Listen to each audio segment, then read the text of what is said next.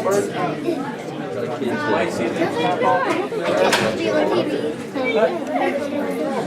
everybody at my house or the church? We're just going to be on these TVs. We're going to be off. You'll be fine.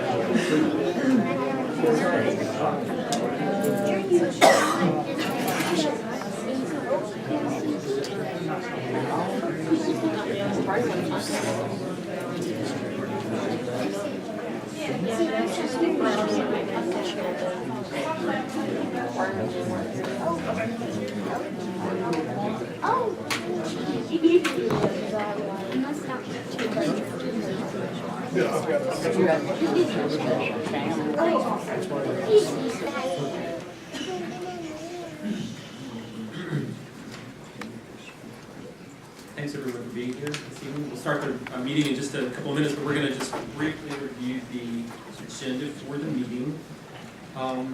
There's going to be one item that's going to be added to the consent agenda, commissioners. Mike Frew has just shared a hard copy of it. It's titled Resolution Authorizing Acquisition, Improvement, and Lease of School Property. And I'll ask him to briefly explain it, but I believe it's a non-controversial clarification. Let's don't do it now. Let's do it during the meeting so everyone is aware of what it is. But we'll just ask him to briefly explain it. If it is a consent item, we'll just go ahead and approve it then. If people have questions, we can take more time as needed. Are there? He'll go over it in the main meeting, right? When we get to consent agenda, I'm going to ask him to just, I'll pull it from consent and ask him to explain it.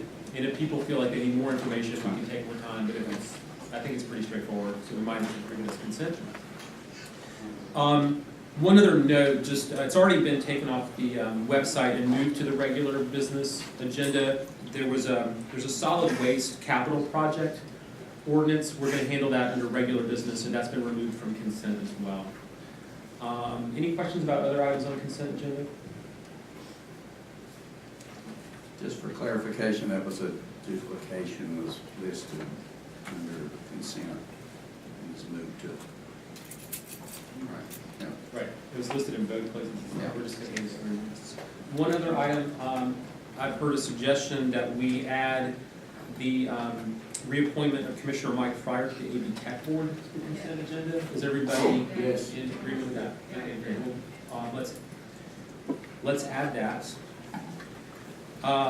Under good news, we have congratulations to the Hominy Valley 6 and under team for their state Babe Ruth softball championship victory. So Commissioners Presley and Belcher will help us out in thanking the coaches and the athletes who are here with us this evening. Thank you for being with us. Wave at us real big, girls. Wave at us. Wave at us. Wave at us.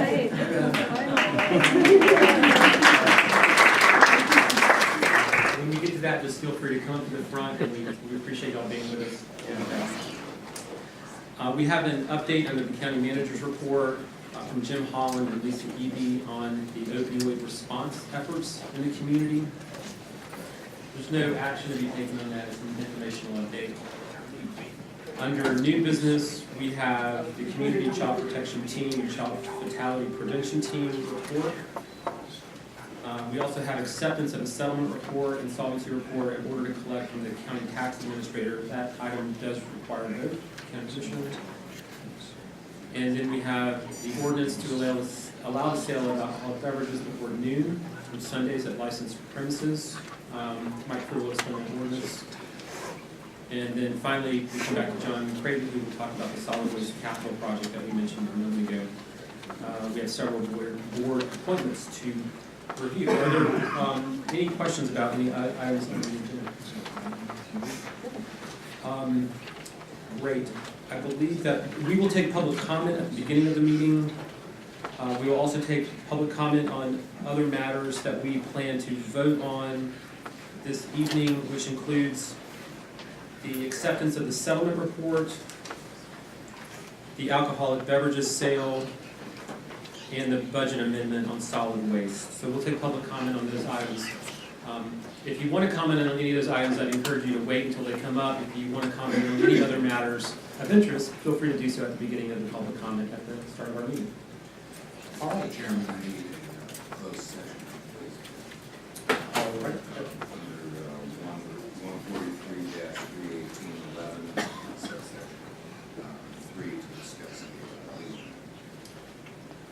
you. I believe we're going to have two other topics that are covered in the closed session as well.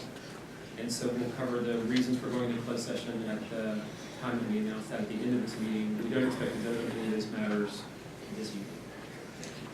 Thank you. All right, if there's no other questions, I believe that we are ready to start our meeting, so please roll the introductory video.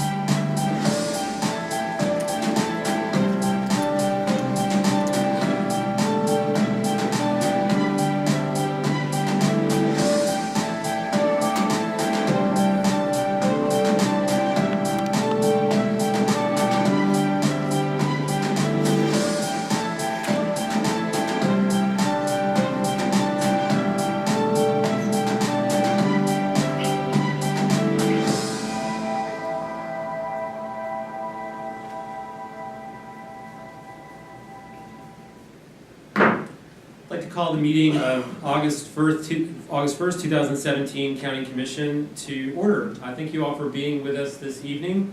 We'll begin our meeting with the Pledge of Allegiance. If everyone would please rise and join us in the pledge.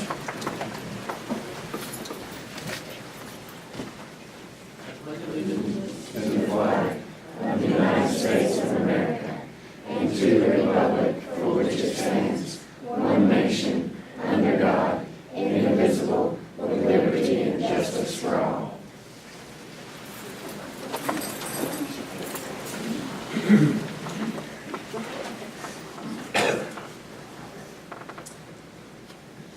Thank you.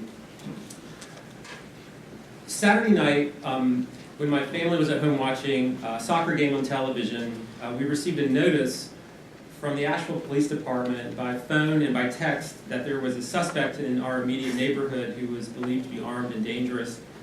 All families were asked to stay in their homes until further notice. Like our neighbors, we locked our doors while the local police and other officials were out looking for this person. Over the past week, we have all been aware of the manhunt that took place in Buncombe, Henderson, McDowell County, and other parts of western North Carolina and eastern Tennessee, which finally resulted in the arrest of the suspect. Unfortunately, the life of a beloved member of the Mills River community was lost. Every day we benefit from the commitment of the men and women who serve in public safety. They strive to keep us safe in our homes and our communities while placing themselves on the front lines. I'd like to open our commission meeting this evening with a word of thanks to them, and I'd like to invite all of us to take a moment of silence to give thanks for their efforts on behalf of our families and communities.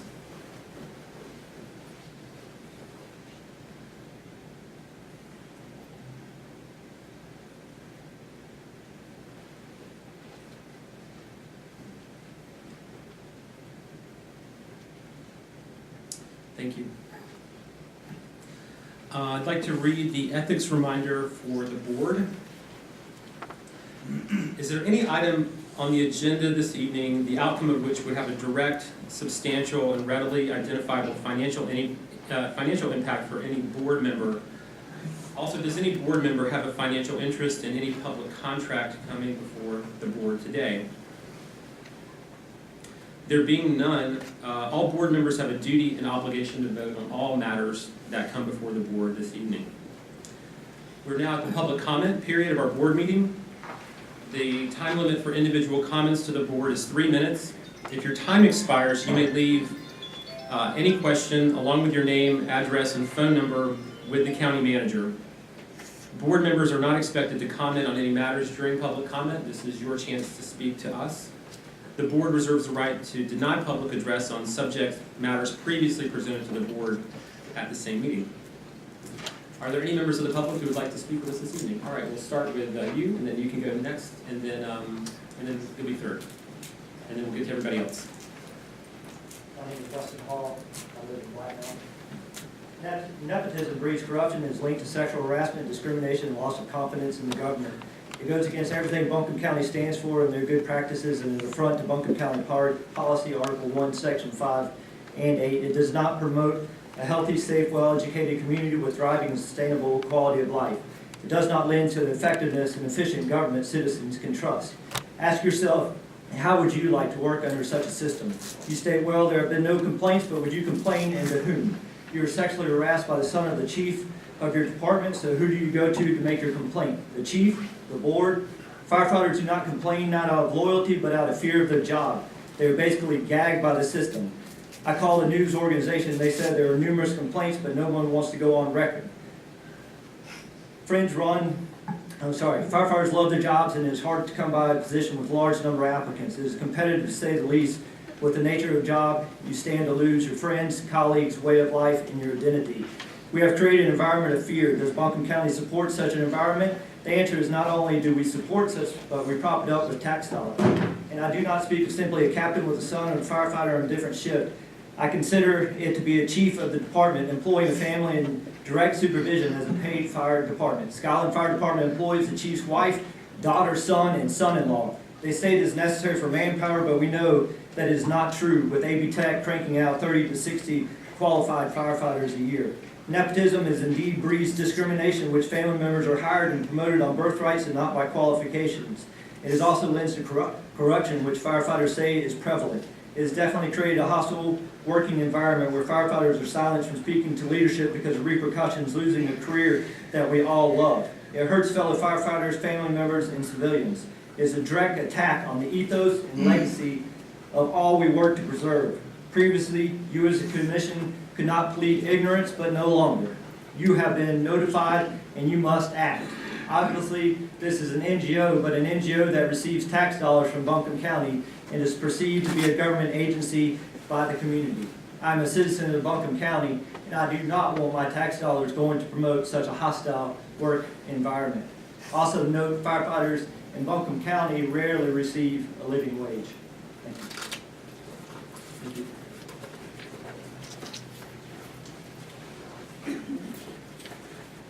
Commissioners, Brenda Smith, a resident of Arden. I apologize I wasn't able to be at the last meeting to say this, but this is concerning the budget. And I'm just going to read the email I sent to Mr. Burgess for the Citizen Times. I did find an article in the library mentioned that was on the budget meeting.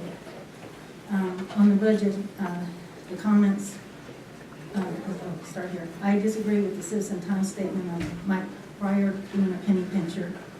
On the budget, it said there in the paper, robbing Peter to pay Paul. In my opinion, Mr. Pryor, he was the only one correct. That's what a budget is, penny pinching. Where can you save these dollars? I didn't find any mention in Citizen Times article about EMS not approved. EMS is needed for non-emergency use too. EMS helped carry my mom to rehab, and then the hospice, and helped a fellow employee at work site. In just a few weeks, I was part of 3 EMS calls. 1 extreme emergency at work, 2 non-emergency. The employee was only saved because Skyland fast response time. I'm just one citizen of Buncombe County that needed 3 EMSs. The other, I understand money transfer paid to teachers coming out of Proposition 13. I believe that's what was said, out of AB Tech dollars. And I agree with Mr. Fryer's disapproval of EMS and AB Tech dollars being taken. I felt correct, and thus the only correct vote was by him. I found no reference in the Citizen Times about the EMS or AB Tech. So in the future, I don't plan to vote on any propositions if the money can easily be taken for any use. And please support out of your surplus fund to give that money back to EMS. I don't want the call to come in saying, I apologize, we don't have an ambulance for you right now. That's what saved that employee at work, was because Skyland was so fast. Thank you for listening, and thank you, Mr. Fryer. Thank you. Yes, sir.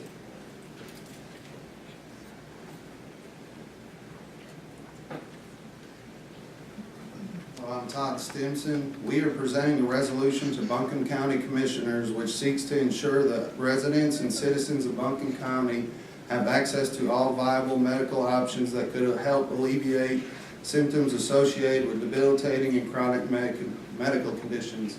I will be passing this cover letter to you, and then another person will be presenting the resolution to you. The resolution to support North Carolina Medical Cannabis Act presents the possibility of significant changes not only to Buncombe County residents, but citizens and residents of North Carolina. Citizens have become more knowledgeable and informed of the benefits of medical cannabis and a wide spectrum of issues, which has changed the current legal status in 29 states and the District of Columbia, D.C. We urge you to review the facts of the resolution and support it to put it on the agenda for vote.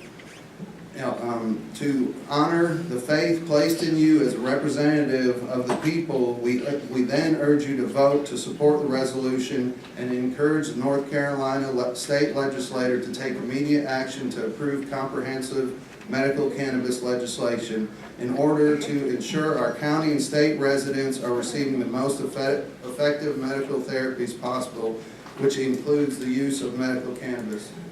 Asheville, North Carolina, July 2nd, 2017, Mission Health Statement does not have a position on the legalization of medical cannabis. As such, Mission Health neither supports nor condemns any legislation that seeks to legalize medical cannabis use. With respect to Dr. Paulus, which is the CEO of Mission Health, personal views on cannabis, we provide a few in this letter from Mission Health Statement.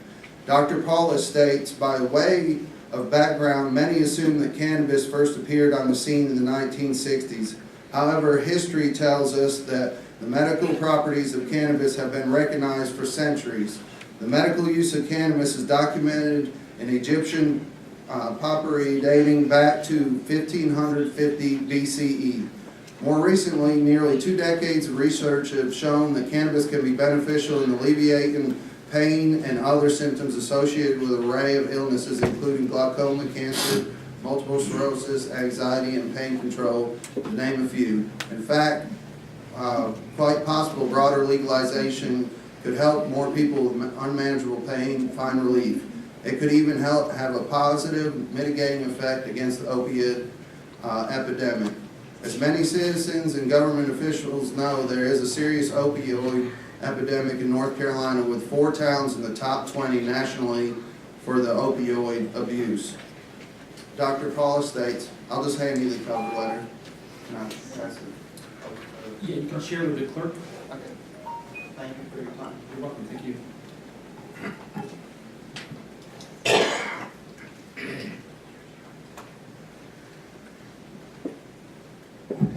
And I have the resolution with me. My name is Taylin Breeden, and I'm a representative with Yes NC Cannabis. We're citizens fighting for safe access to safe medicine. And we do feel like currently with the opioid epidemic that we're fighting in not just Buncombe County, but North Carolina, to have a safe alternative choice to pain pills, and a natural one at that, we do feel like that could curb that.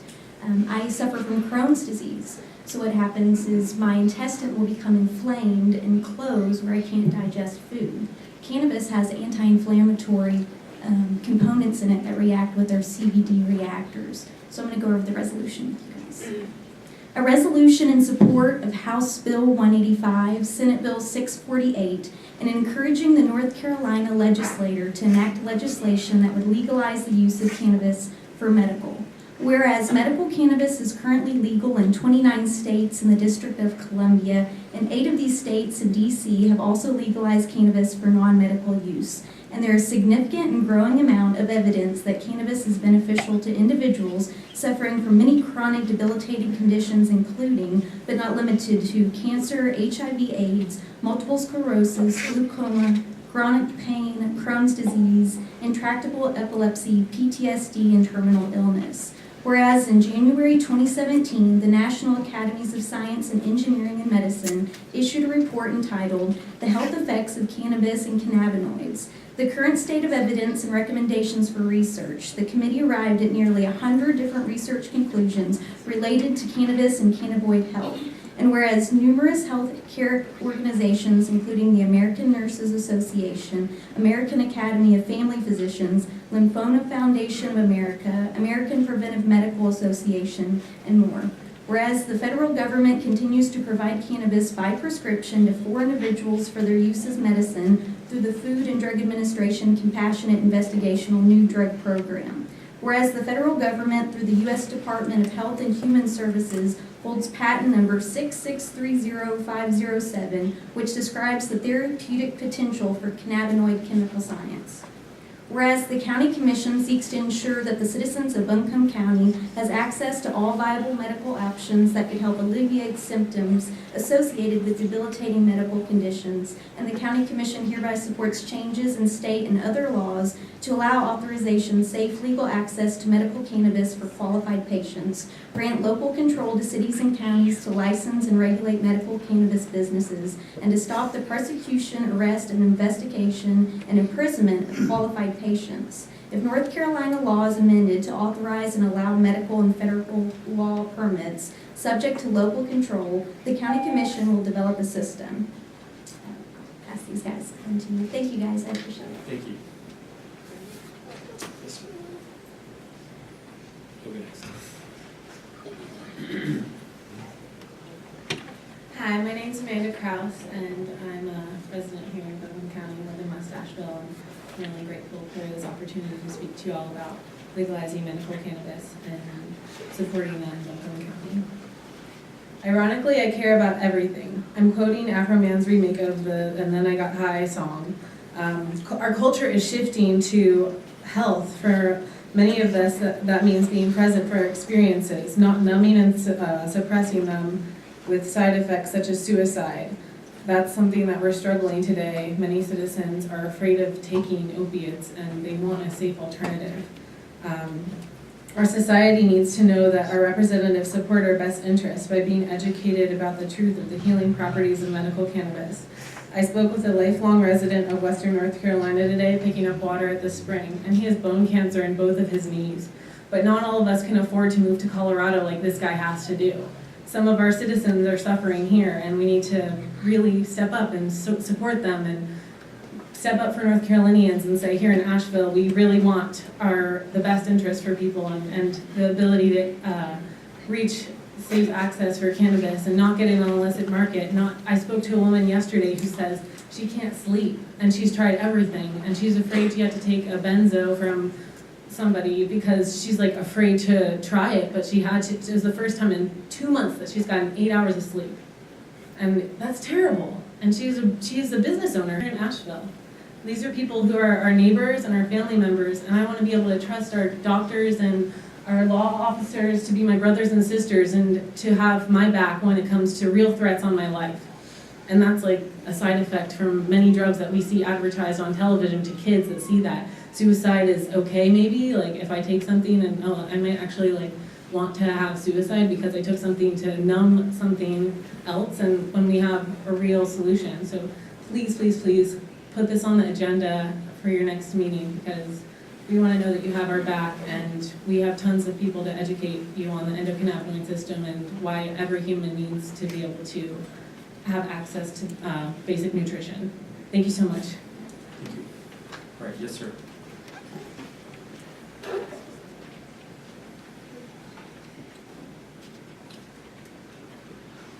My name is Norman Ray.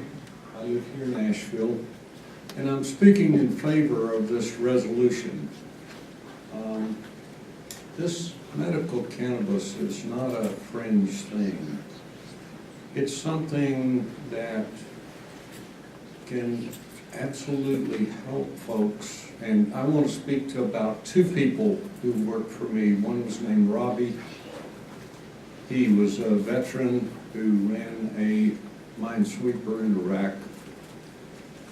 He has PTSD, and the VA has done everything they can do to help him.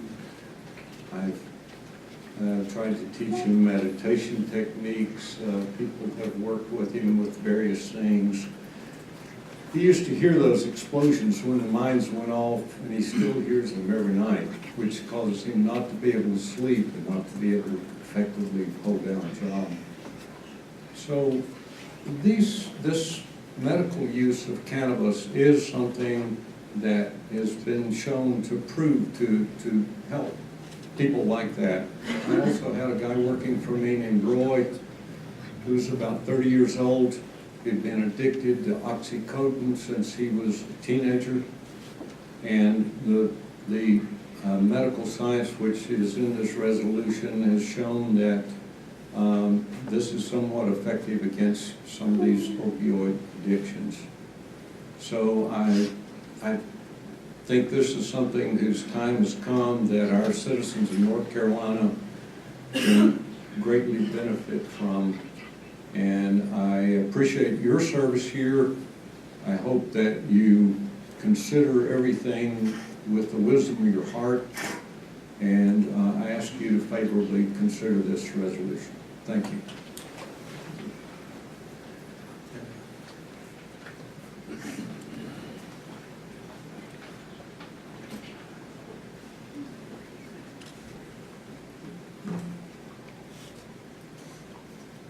Good evening, County Commissioners. I am Timothy Stadler. I'm a resident of Asheville in Buncombe County, and I'm also here to speak in favor of the resolution for medical cannabis. And specifically, for me, this is about efficiencies in government, spending our taxpayers' dollar wisely. We obviously do have a major problem with the opioids. I went to a forum on Saturday and had great dialogue with many people there, and of course brought to the attention of the folks, these studies that exist that demonstrate other communities are seeing a lot of success in curbing opioid addiction, which of course leads to crime, and using our law enforcement in a way that is not efficient. Of course, we are limited in our resources in law enforcement, and we need those folks to be out there looking at the things that really cause problems in the community. Those things such as methamphetamine, those things as heroin and opioids, doctors that are giving out these pills that shouldn't be giving out these pills. I got my tooth pulled the other week, and the dentist asked me if I would like some opioids with that. I responded, no, how about some frankincense? Frankincense costs about 50 cents or $1, and it could have effectively treated my tooth ache.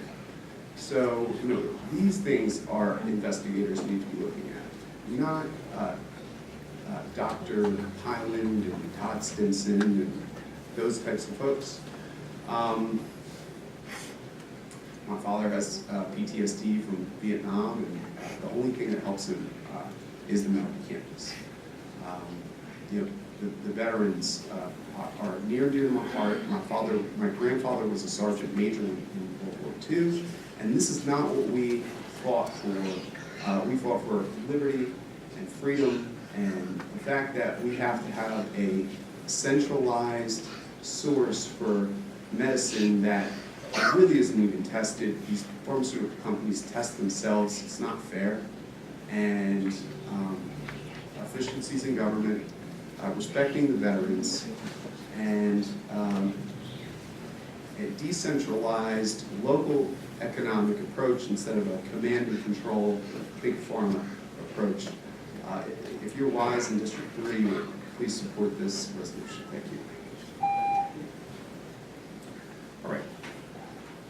This note, and then any others after this? Okay, we'll do it after one.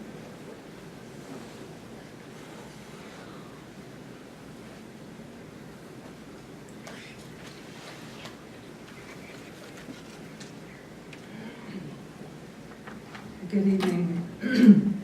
My name is Terry Boyd. I am a 35-year resident of Western North Carolina.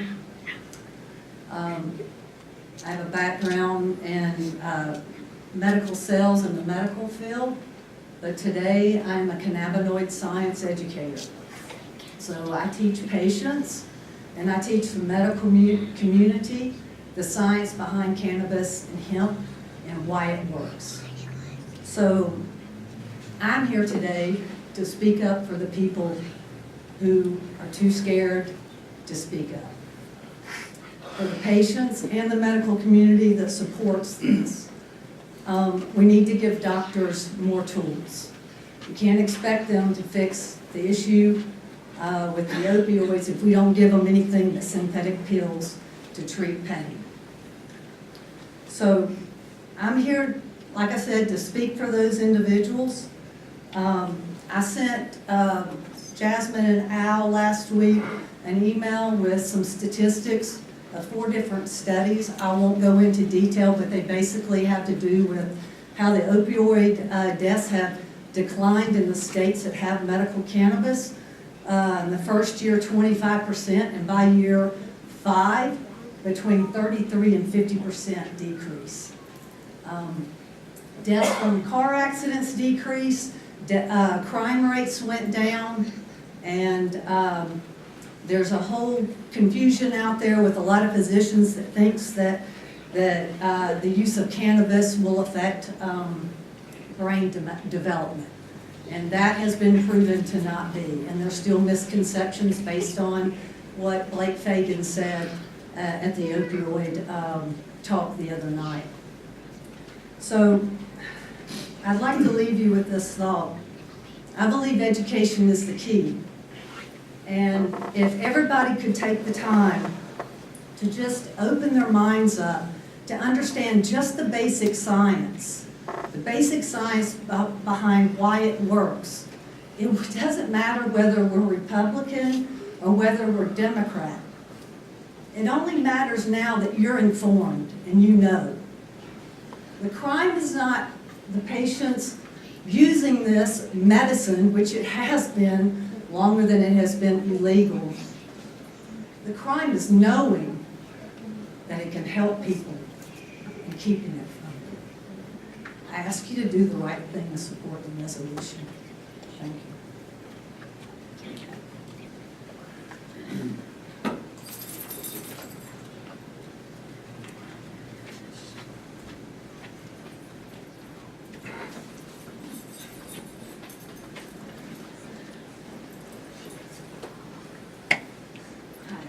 My name is Tondra Bowers. I want to thank you so much for listening to us today. All I can do is share my story and my brother's story. I'm 62, he's 61. He lives in a state where he has access to medical cannabis. He's a cancer and stroke survivor. From his cancer, he had muscles taken from his neck, and he is in chronic pain. He went back to work. He had opioids in his system. He couldn't stay awake. He couldn't do his work. So his doctor suggested this. Now, my brother never touched marijuana. I was shocked when I heard he was going to try it. He was shocked. He went to work. He wasn't sleepy. He could focus. He didn't have pain. And then he had a different strain, so he could go to sleep at night. Unfortunately, both of us are disabled. And unfortunately, I live in a state where I don't have access. My disabilities are invisible. It's what we call them. I have PTSD, I have mood disorders, I have fibromyalgia, I have chronic depression. If I had access to this medicine, I wouldn't have to take all these pills that would really have side effects. I've been losing hair like crazy. I finally just took myself off one of my medications. My hair stopped falling out. There's so many things that have happened to my body. With all this medicine I have to take, if I could just have access to this. I tried it when I was home with my brother. It took care of my irritable bowel pain. 30 seconds. 30 seconds. And we don't have access to this. When I have panic attacks, I can't get a medicine that's going to act fast. I had a panic attack when I was visiting my brother. He gave me some. In 2 minutes, it was gone. I didn't have to go to the hospital. I've had to be hospitalized for these things. Because of my disability, I can't afford that. So please, please, please support this. Thank you.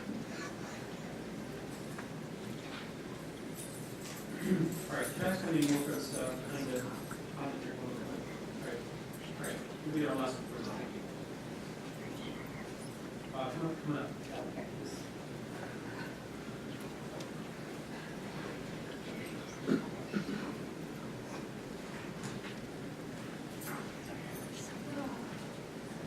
Hello, thank you for letting me speak. I won't take up much of your time. My name is Cynthia Williams, and I haven't been a resident here long, but from the time that we got here, my partner and I, we've been working very hard to become contributing members of your community. My partner is a painter, and he has degenerative disc disease. He is in constant pain every day, and we used our personal money to take him to a pain management specialist here in Buncombe County. And for whatever reason, they denied him the pain management he needed. And because of the opioid epidemic here, they didn't give him anything. They're too afraid to treat people who are in constant pain because of this epidemic.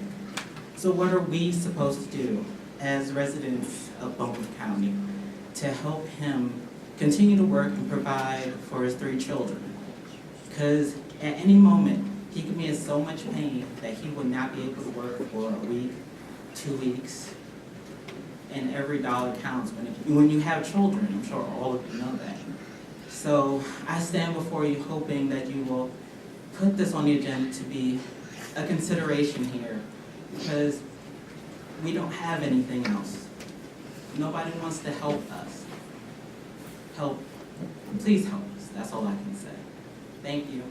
It was short and sweet. Thank you very much. Thank you very much. All right, thank you all for, thank you to everyone who came this evening to participate in public comment. All right, so I asked who else was going to comment, and people, I think that was the last person to raise their hand. Don, you've got a comment. Yes. Do you have a comment too? All right. Yes. Go ahead, Don.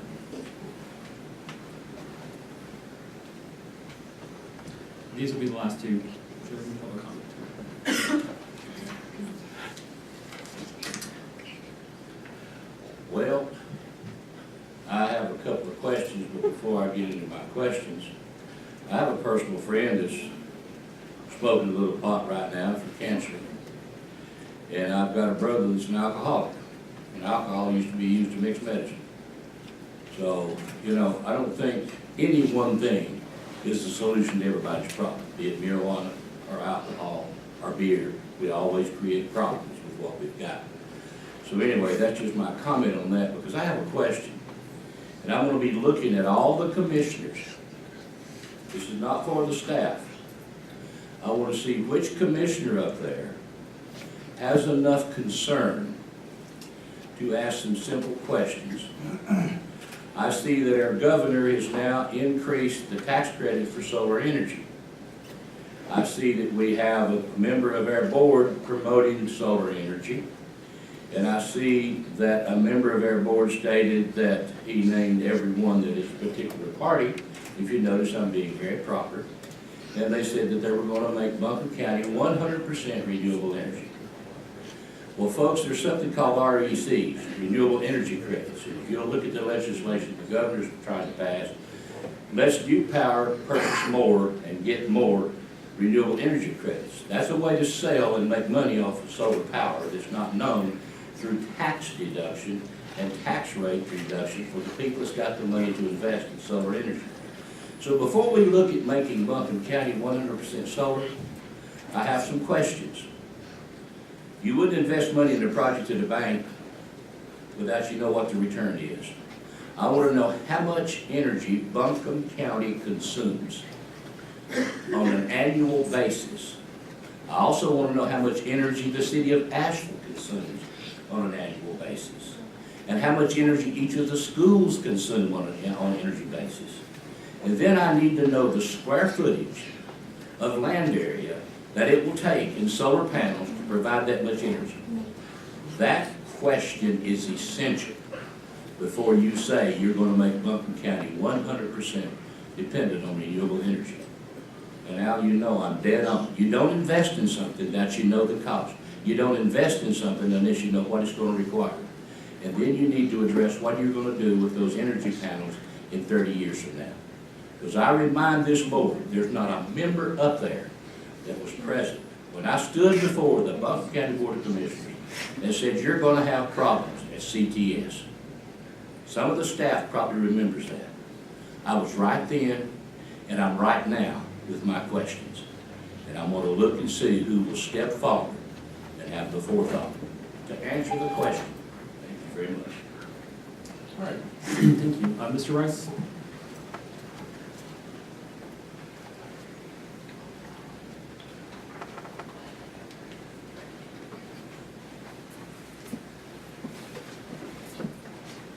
Thank you, Mr. Chairman, member of the board.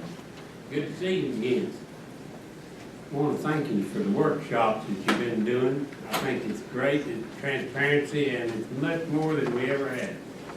And I wish you well in the future for doing that. Transparency is good, what you're doing, but I'd like to see this put on television for everyone. I know I do it. I got 450 hits on both meetings on 2 weeks apart. Already got that many on 6 days. So it's not about what I do. It's about what you do. You need to figure out a way to transfer this to a video in the workshop so everyone can see it and publicize it better. Make it more transparent. That's your kudos for the day. You just get one once in a while. The other thing, I know that I'm an older person here, but as a teenager, I walked from Candler to Asheville. And they might be a car or truck pass every once in a while. And that's how bad it was for traffic congestion back then. We'd walk to church and there'd be 10 or 12 of us, 15 of us. And we didn't have to worry about traffic. We'd the traffic. Well, here's a good thing about that. We was community involved, community church, community about everything. You know what? We didn't have to worry about liquor and beer and all the other things, the bad things. We didn't have to worry about that. Because on Sunday, there wasn't nothing open for you to get, not even groceries.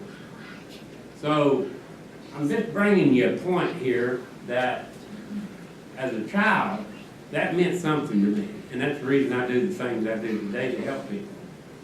Is my life was good. And I'd like to see everybody's life improve. On this resolution today on the beer sale before 12, I think it would be great to show the public here, even though it might sound small, it's big. It's not only just showing a principle here of what should be, but it's a safety issue as well. A safety issue. How many people have you heard about on the news that went and within a 2-hour period of time, they committed crimes that they wouldn't probably have committed if they hadn't went where they shouldn't have been. This is just pointing out a little example. We need to go back to our roots here in Buncombe County. I'm not ashamed of mine. I'm proud of it. I think we need to do something for the good of the people. Voting this resolution down on this would be the right thing. Thank you. Thank you, Mr. Rice.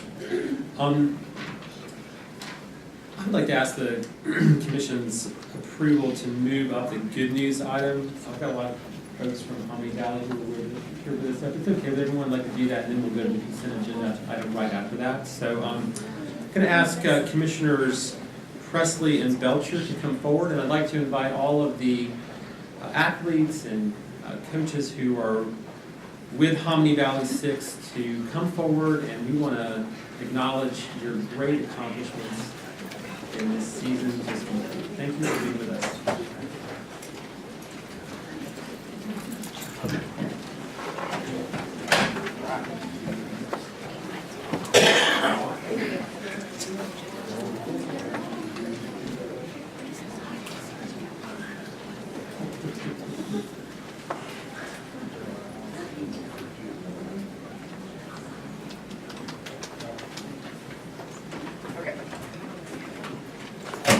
Okay, so we got a couple of different, we got all the coaches and assistant coaches, all of them up here?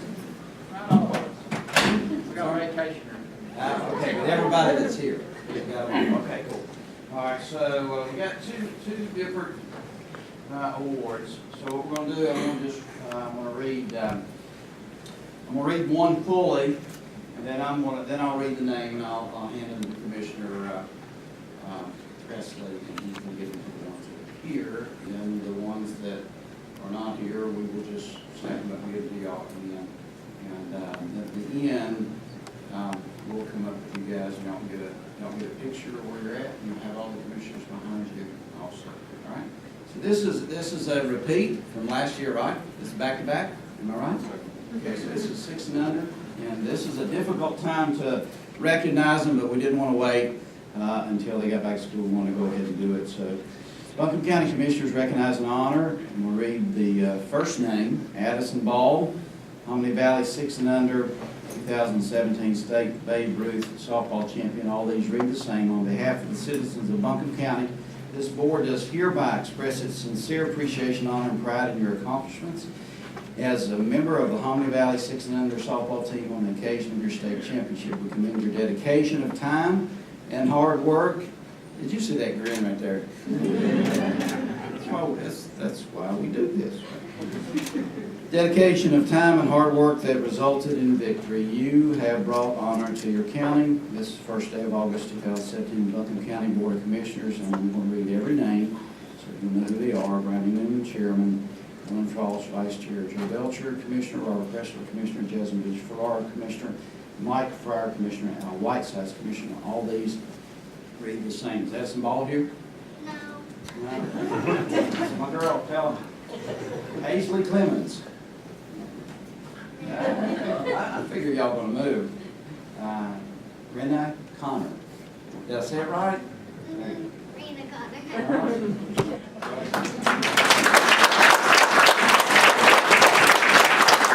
Rena Fish.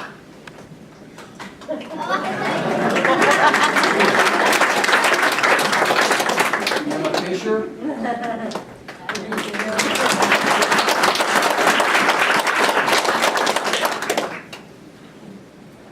Emily Franklin.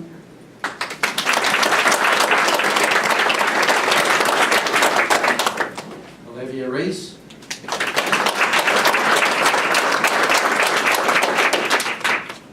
Braylon Smith. Not here.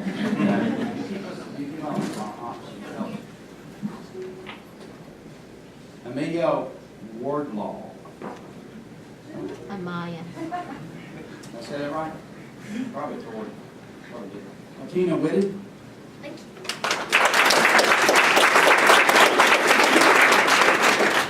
Riley Wise. Not here. Not here, thank you. Kenzie Hamlin.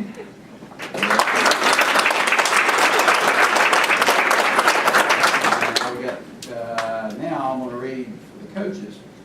This one is for Alex Franklin, Hominy Valley 6 and under coach.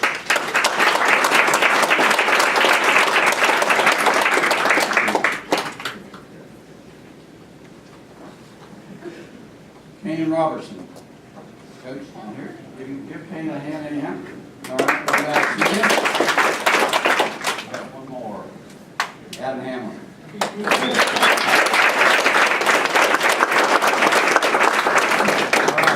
All right, give them all a hand again.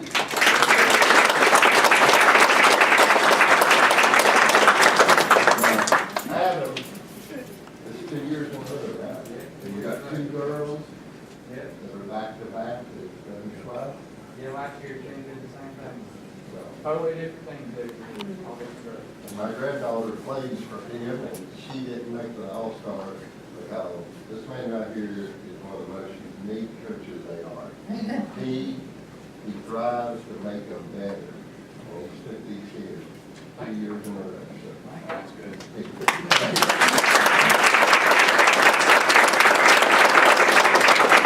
I just want these girls to know how proud I am and how proud the community is of them.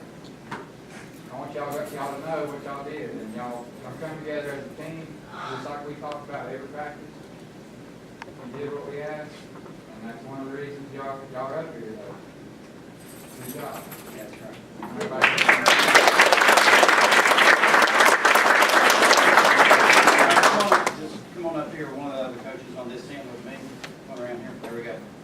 And if any of your parents are here and you want to take a picture, you come get it now.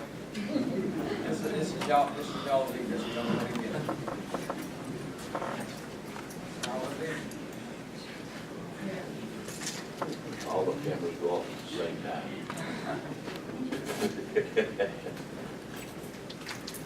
Joe Belcher's head will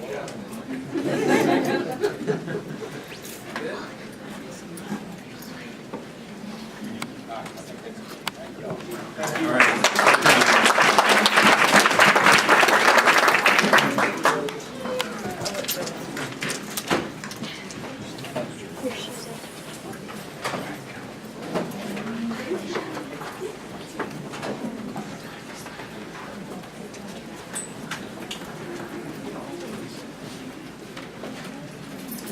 All right, we'll get back to the consent agenda item. We're going to add the reappointment of Mike Fryer to the AV Tech board. And what is the duration of that term? Is it all the AV Tech appointments are for 4 years? Okay. All right, that's for a 4-year term.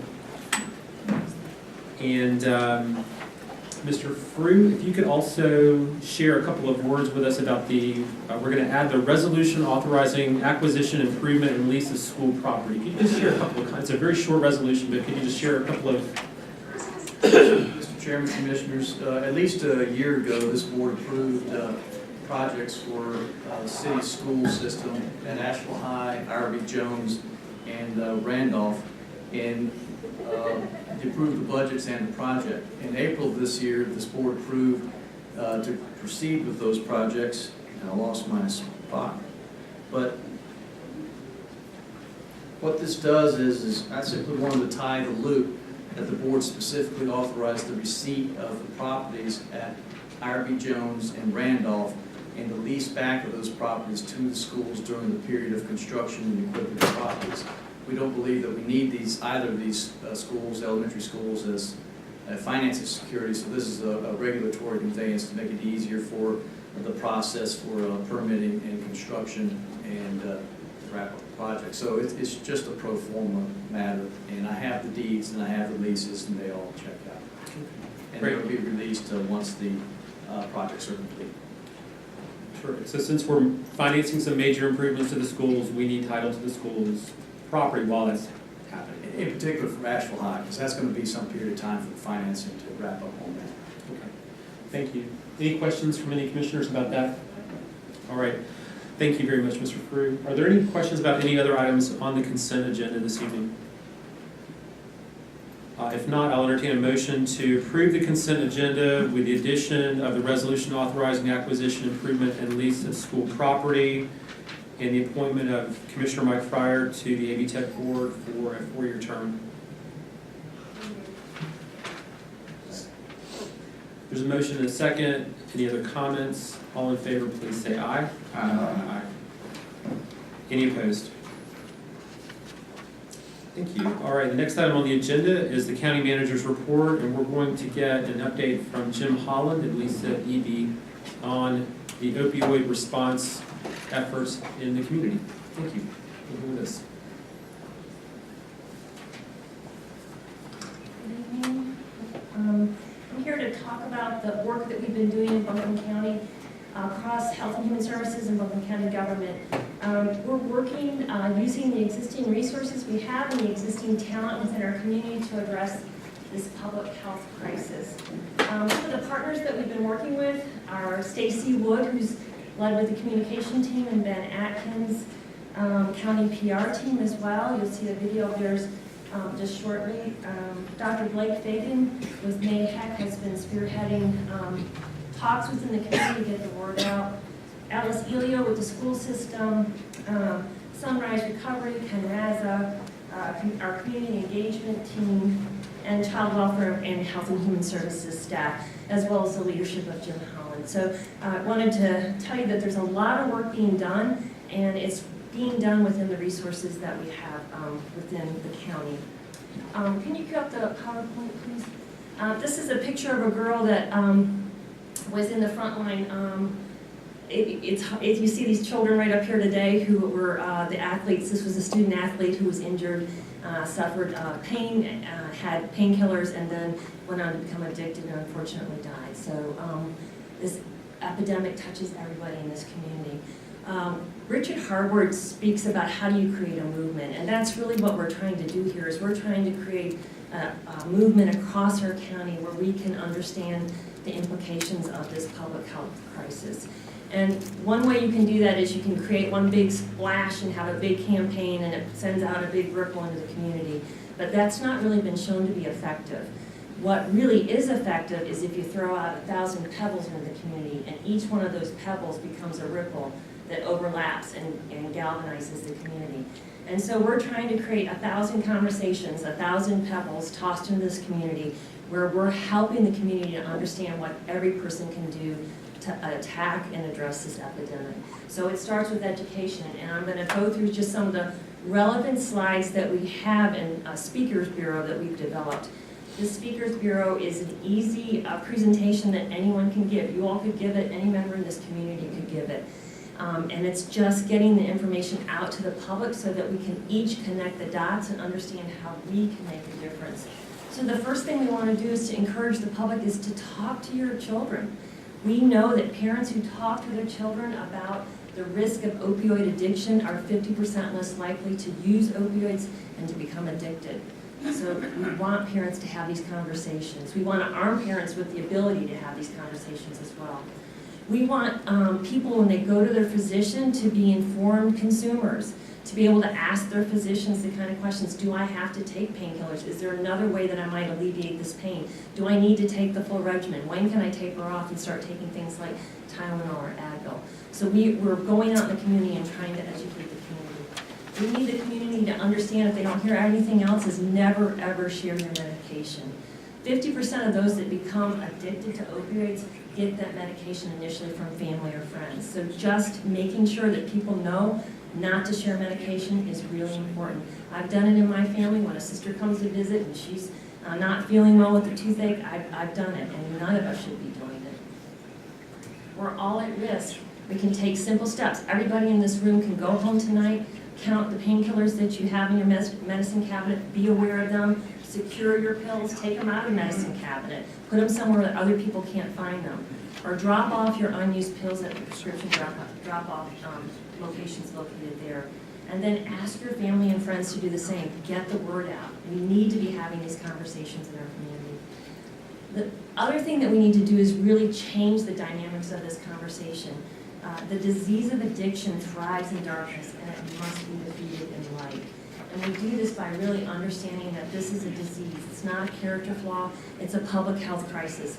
And just like the conversations that we had around AIDS took it out of darkness and moved it into the light and saved lives, we can do the same thing in our community if we're all talking about this epidemic. And again, connecting dots to how everyday people can make a difference. And then we also need to know where to refer people for help. I just had a neighbor recently who lost a son to addiction, and it's happening in our community, and we need to know how to get people connected to help. Only 1 in 10 people who are addicted or suffering from substance abuse disorder actually get help. And so there's a lot of work to be done in this. And then we're also working with the medical community to get the word out. We developed labels. These labels actually are put on prescription painkillers, so that when you pick up your prescription now, it'll have this black label on it that warns people that they're highly addictive. We created a number of these that will be kind of rotated, kind of like the tobacco warnings.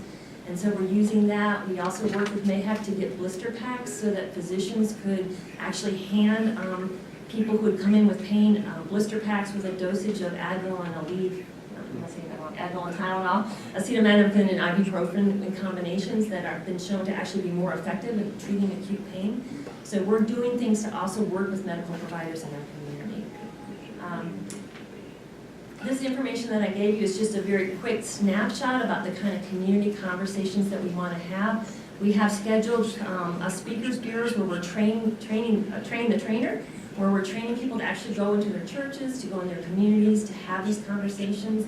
I have handouts over there with the dates and times if people want to come to these meetings and get trained. We'll hand you the PowerPoint and send you on your way. We're also willing to have Dr. Fagan come and do these talks with you, or have other members of our staff come out in the community and do these talks. Dr. Fagan is single-handedly championing this. He's already been, before school let out this year, he had 2 trainings that he did with teachers, and he is more than willing to come out and speak to any community organization. There's some additional steps we're taking to address this epidemic. We're working on an opioid summit, and we're really focusing on the schools.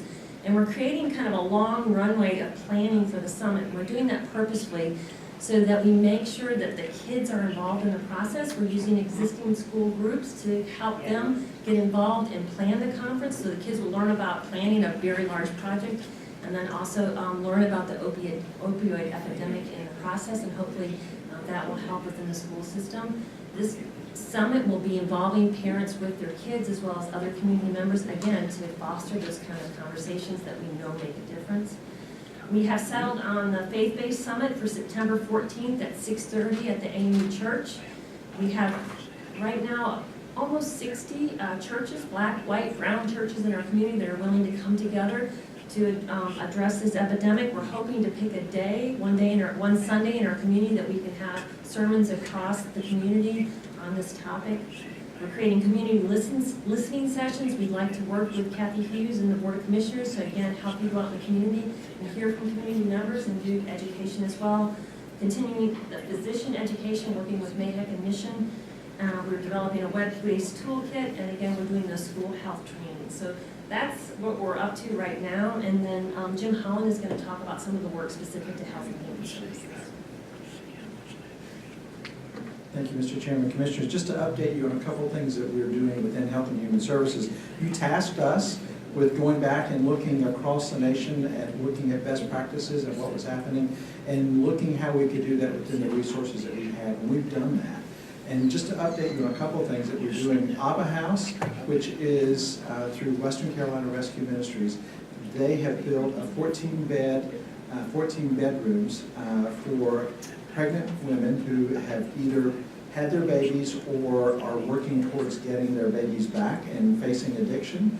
That is still on track to open September 1st. Tammy Shook and her staff are working with the community partners to work out the methods by which it's determined who goes into those facilities and the actual protocol that will be there. We're very excited that that process is moving forward and that it will be ready to go September 1. Also within child welfare, we looked at a model in Kentucky, and they began a model called the Sobriety Treatment and Recovery Teams. And what that really does is it provides a peer support specialist that has been through the child welfare system, that had faced addiction and has come out on the other side. And to be partnered alongside a family that we're working with that is struggling with addiction and that either has or has the potential to lose custody of their children, and working with them to help them understand the ups and downs of recovery so that they can get back together with their family and with their children and to be reunified. That's just now up and running. It's a great promising practice. It also provides some clinical therapy as well that we're providing to help people get through some of those hardest times from a behavioral health perspective as well. One thing that happened in the legislature this year was the Strengthen Opioid Strengthen Opioid Misuse Prevention Act, or the STOP Act, and that was passed. One of the key components of that was harm reduction, and it allows now governments, with the exception of the state, to use resources to help in harm reduction strategies. And mainly that rests with syringe exchange programs.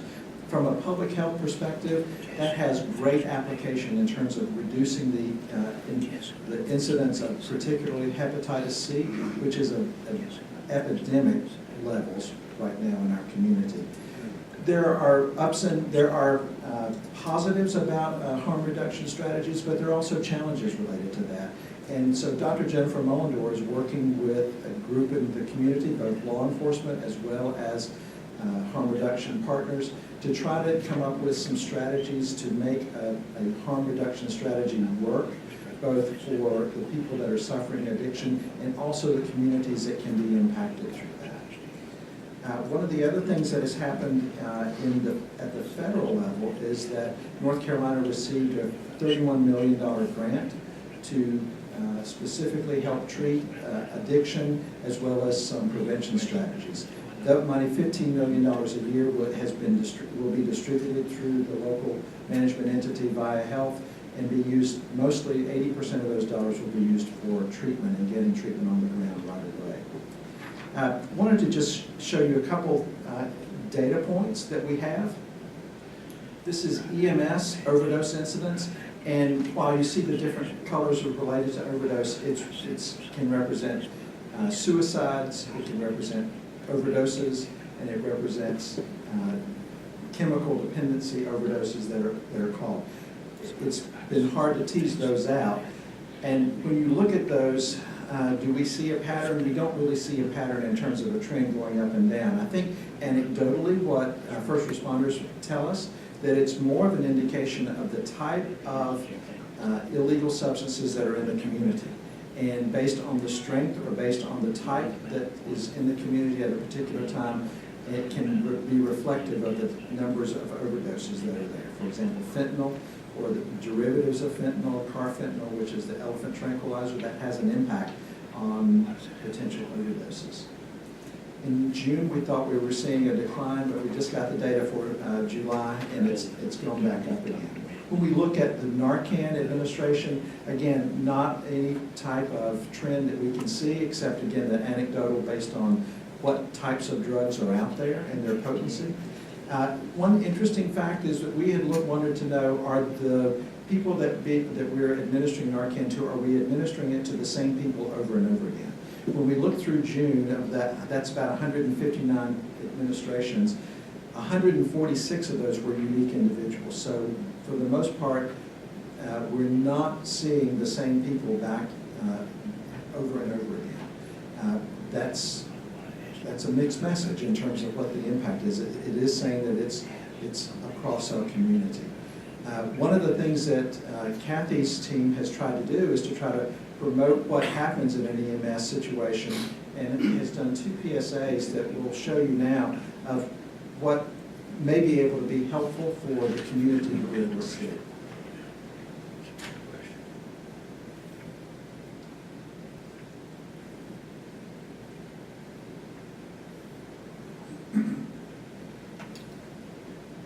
Where's emergency?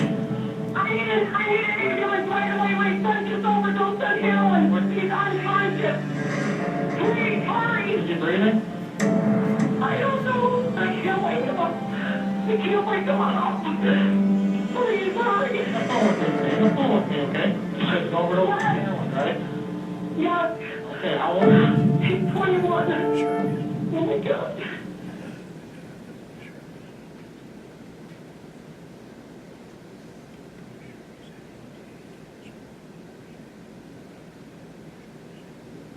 Yeah, we're going someplace, I don't know where. Yeah. It's okay, I'm gonna get you some help. They're both breathing. Okay. So you're unable to wake them up? No, I died, and they won't wake up. Just don't hang up. They're gonna have you very soon. I'm scared.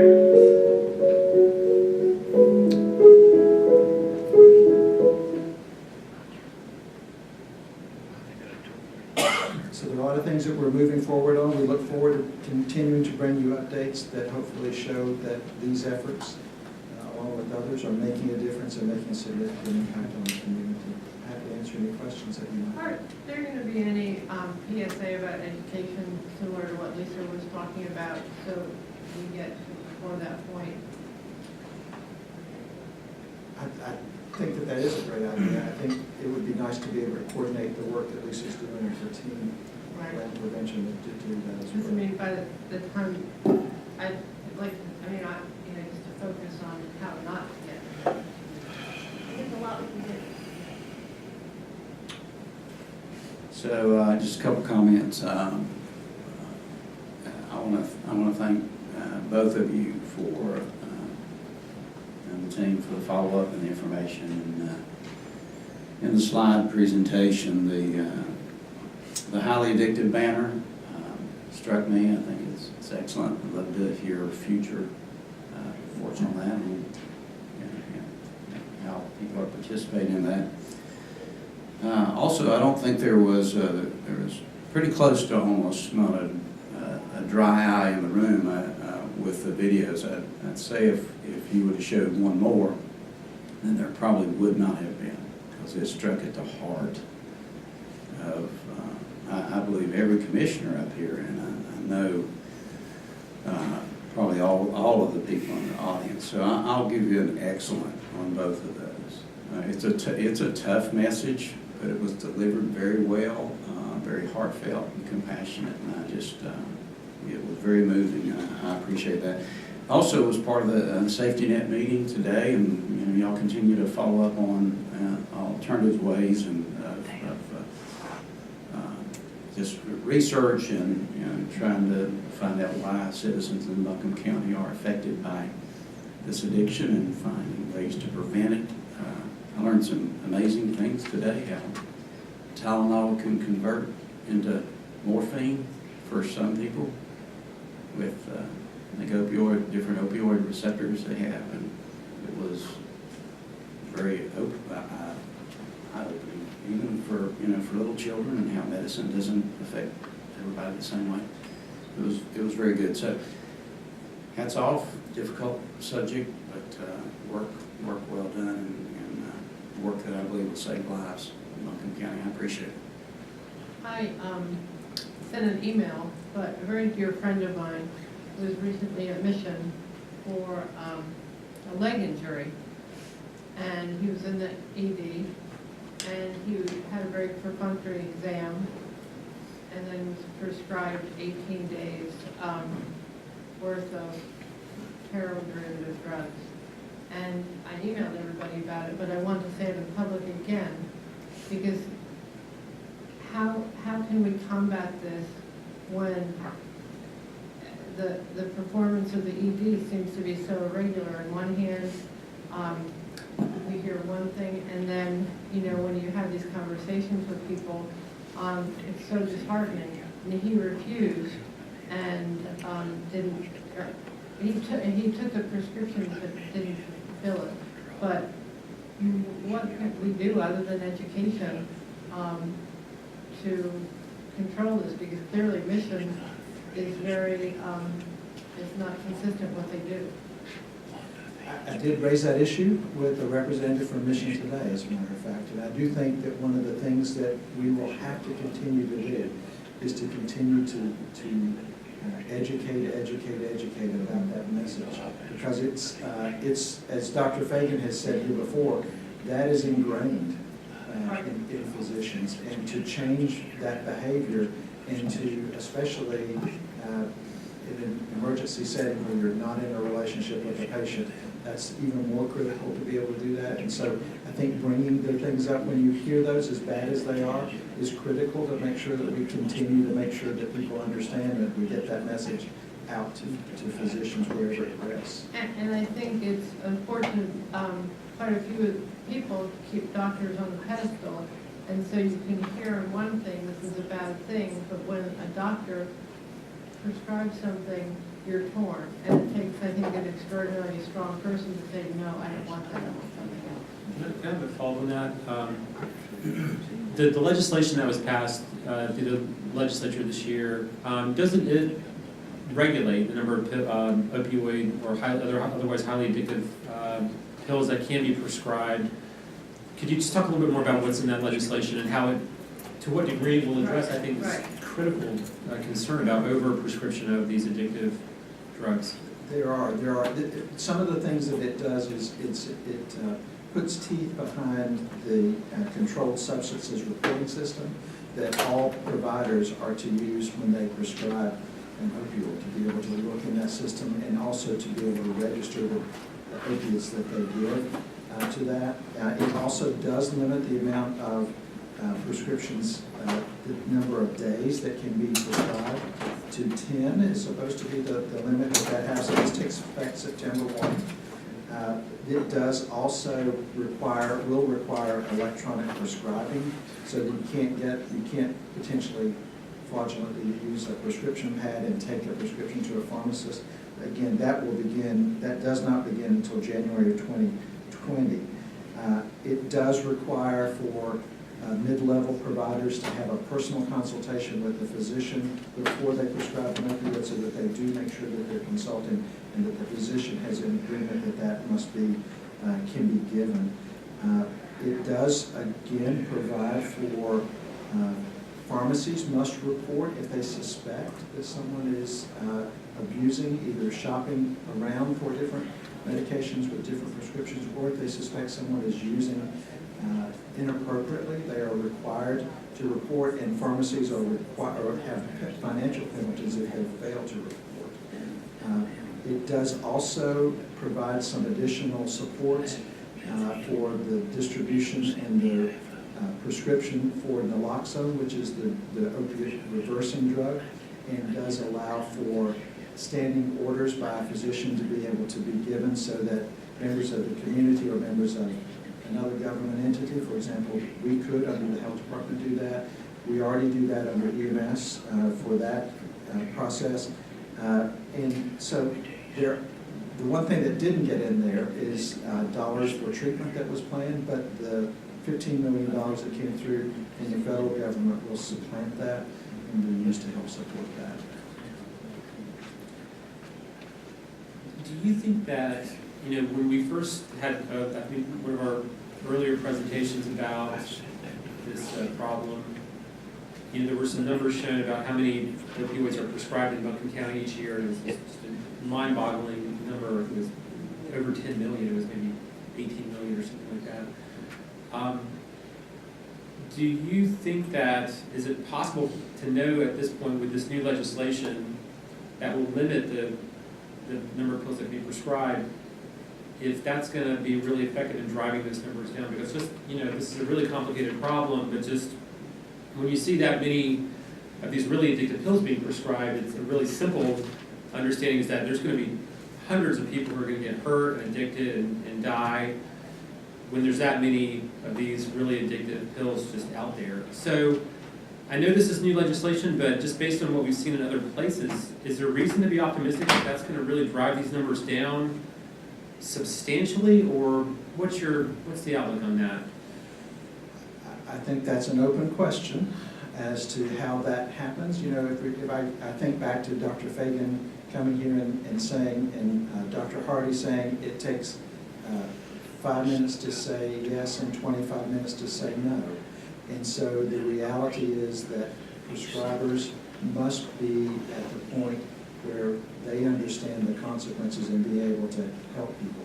The other side of that is already the people that are receiving those medications, if they are addicted, which a lot of those folks are, is how do you enroll them or engage them in treatment? And how do you provide the facilities and the outpatient or necessarily the inpatient to be able to do that? And I think that continues to be a dilemma and continues to be a struggle with the medication-assisted therapy. I do think there's the fact that you're asking about it, that it's more visible than it's ever been, I think does put pressure on both providers and the community to be more aware. But the reality is, I think we won't know until we see the full impact of the STOP Act and some other treatment and prevention efforts that come forward to see if we're going to make a dent in that. So one last question on this. There were numbers shown about the number of opioids that were prescribed in Buncombe County, and I can't recall what all the different sources for that information were. Do we have a good system for tracking, quantitatively those numbers over time? I mean, will we be able to see, this year, next year, will we be able to see how those trends change? I mean, hopefully, obviously, in a really strongly downward direction. Is that information available to us, or is it more of an estimating process, or how accurate do we have that dialed in? I think one example of how accurate we have it is the state website that had that information and got so much attention is now down for maintenance. Because I think that they were very concerned about the validity of what they were showing and making sure that that information is actually correct. So that system of reporting, both in the CSRS as well as looking at claims data, is designed to help do that. But there are a lot of things that go into that make that problematic in terms of getting the full picture.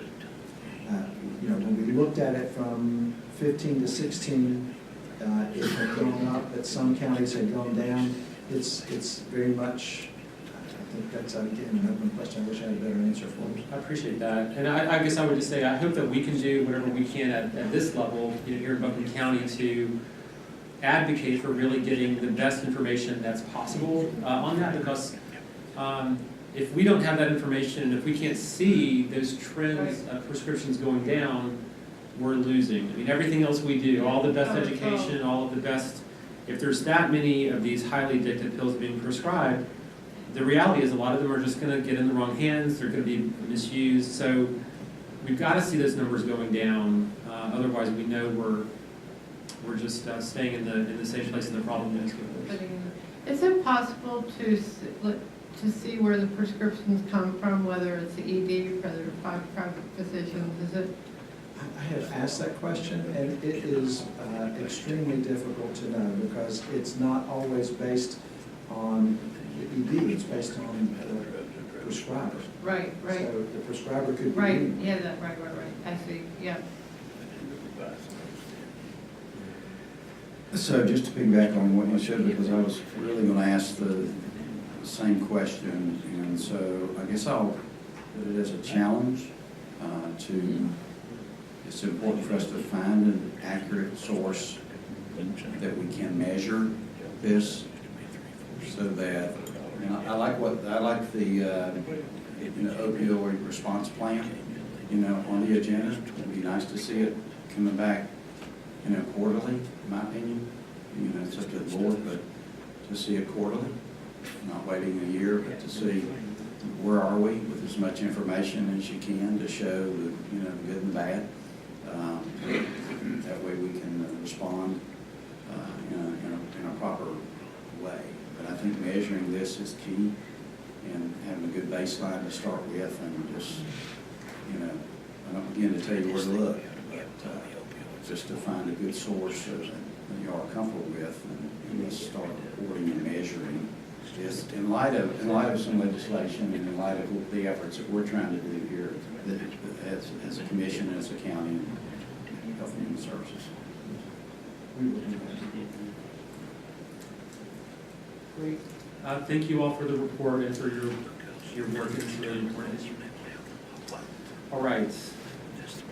The next item on our agenda is the Community Child Protection Team and Child Family Prevention Team report, and Jennifer Nelson will update us on this item.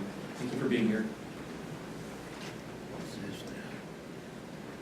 Hello, thank you for having me this evening.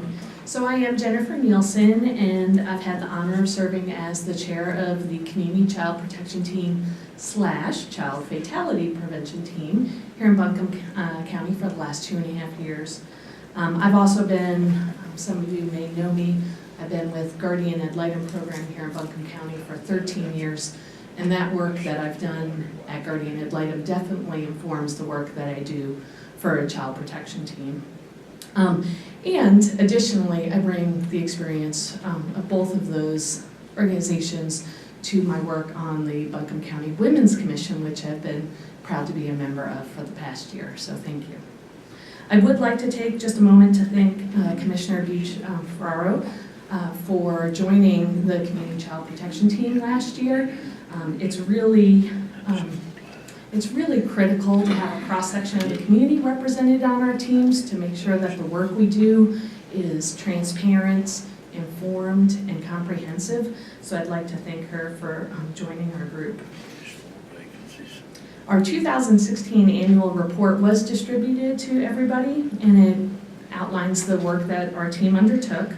Our focus last year was on educating the community about safe sleep conditions for infants and the impact of opioid replacement therapy on mothers and newborns after their discharge from the hospital. So you can see a lot of the work across our county is interconnected. We're pleased to be able to report that we used our child protection teams in conjunction with an infant mortality grant the county received to purchase a total of 74 safe sleep boxes. For those of you who might not know what those are, you can go online and look them up. The country of Finland has used them for a very long time to have one of the best, the lowest infant mortality rates in the world.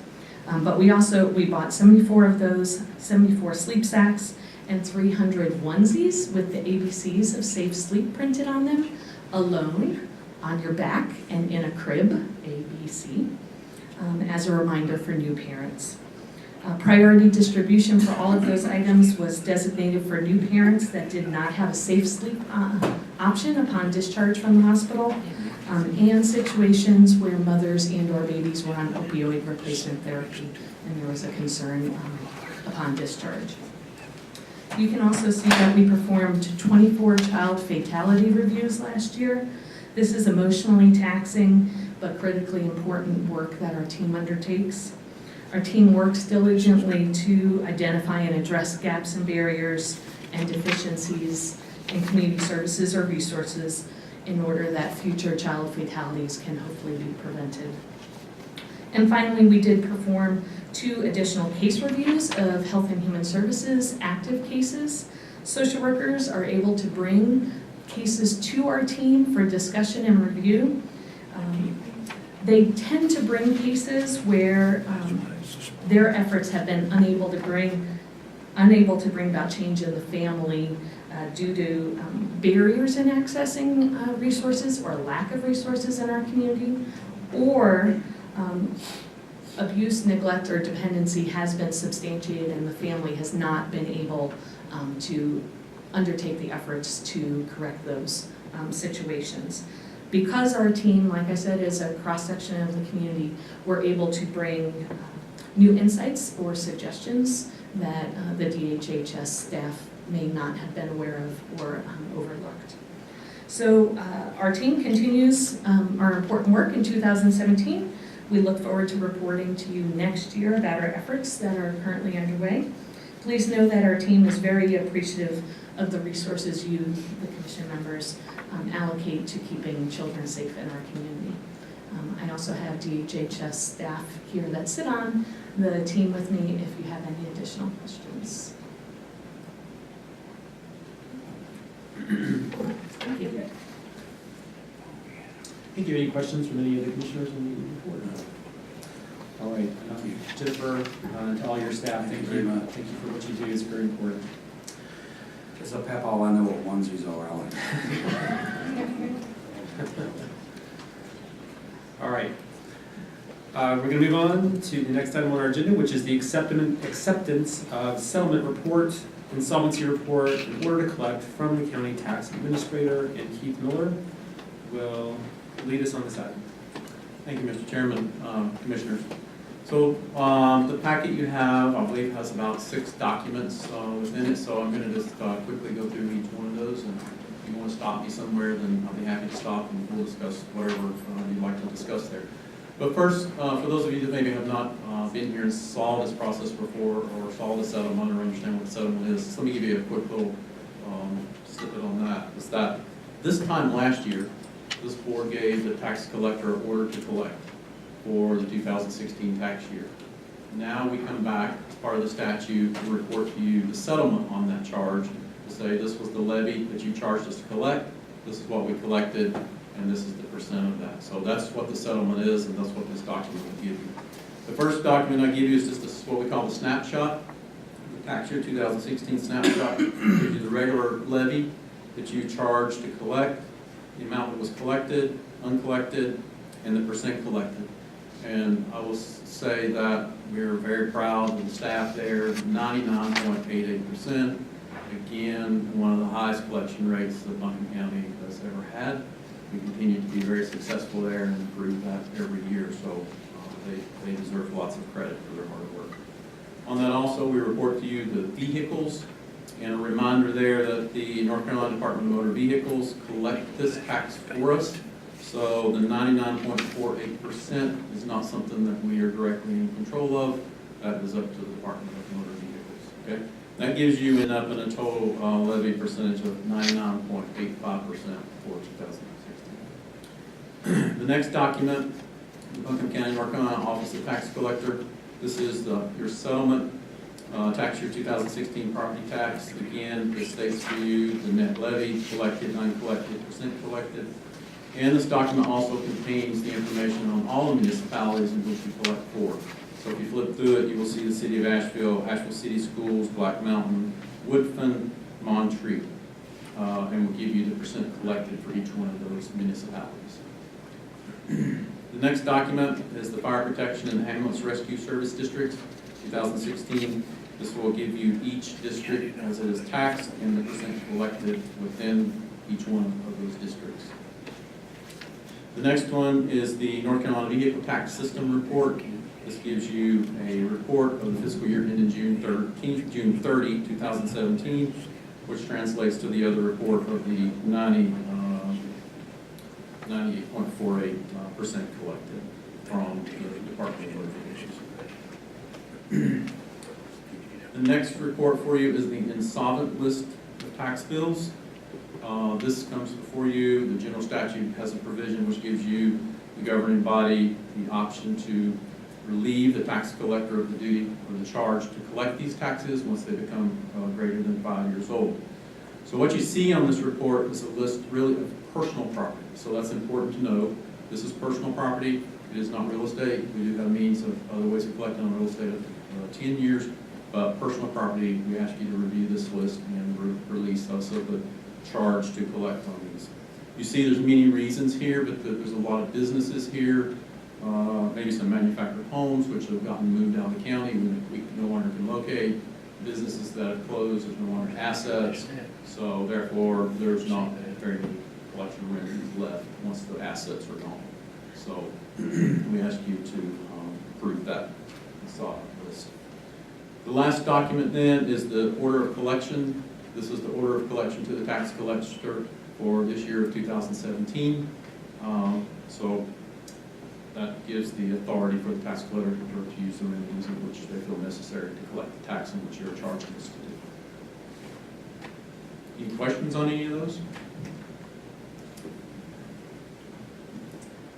One thing I could say is, good job. Yeah, that's right. 99.88, that's doing pretty good. Just a few 100,000 or so under right now. Good job. Thank you. Great job.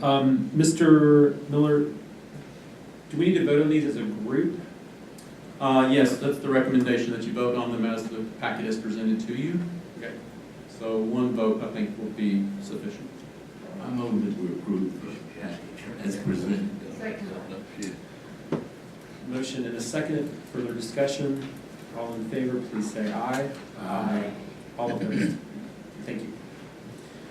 All right, the next item on our agenda is in consideration of an ordinance to allow the sale of alcoholic beverages before noon on Sundays at licensed premises, and Mike Fruit will explain the ordinance. Thank you. Mr. Chairman, Commissioners, this is a proposal of an ordinance passed by the General Assembly, Session Law 2017-87, signed into law by the Governor at the end of June. It simply says as follows. It amends the Chapter 153A, particular of the counties. It says, in accordance with statutes related to alcohol sales, the county may adopt an ordinance allowing for the sale of malt beverages, unfortified wine, fortified wine, mixed beverages beginning 10 a.m. on Sunday pursuant to licensed premises permit. So it could be at 10 a.m. by a county or jurisdiction or city if a local ordinance is passed allowing as such. It doesn't change what can be sold or how it can be sold, simply moves the time, if allowed, from noon to 10 a.m. on Sundays. Thank you. Yes, sir. On this, in the county, we don't have liquor by the drink. So what we're looking at is just basically the beer and wine in the grocery stores. Grocery stores, convenience stores, yes, sir. That's the only thing that we're looking at. The city, you're looking at probably the mixed drinks in town and stuff, right? That's correct, that's my understanding. It'd be mixed drinks, it wouldn't involve ABC stores. Just restaurants for mixed drinks, yes. ABC store wouldn't open during that period. I saw no change related to those. They're not open on Sunday. Anyway, okay. Yeah, the main thing is, you know, it's just, if you look at Ingles and down in here in the city, the Ingles can sell wine and stuff at 10, but if we don't do it in the county, they can't. In the county jurisdiction, that would be correct. That was my questions, thank you. Yes, sir. We're gonna take public comment. Any questions now that folks have? All right. All right, let's open it up for public comment. Yes, ma'am.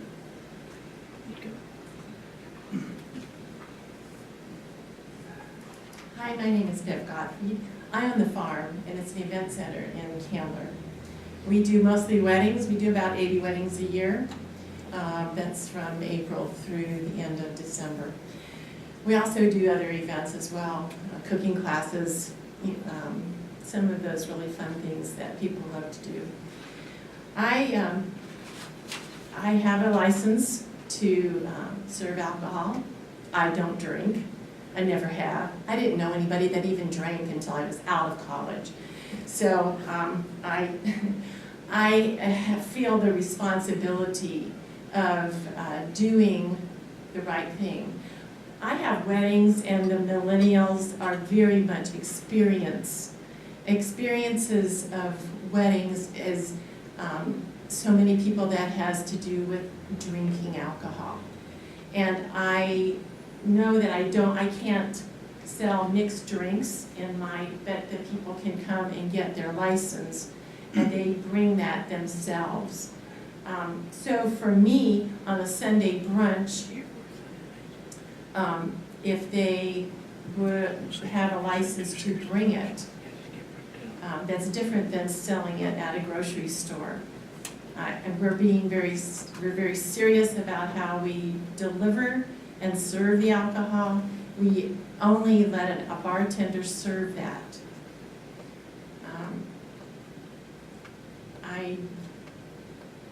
Money is not the number one issue for us. It's being able to say yes to our guests coming in for a destination wedding. If they ask that question, can they have alcohol at a Sunday brunch, and I have to say, no, you can't, then they will go somewhere else. And that's a lot of money that we are losing for Buncombe County, because that means that the bakers they'll go somewhere else to have their wedding, or they'll come down into town in Asheville to have their brunch. So we're losing money for Buncombe County. I would really like to see this get passed so that we save our little slice of North Carolina and keep it safe. Thank you. Mr. Yelton.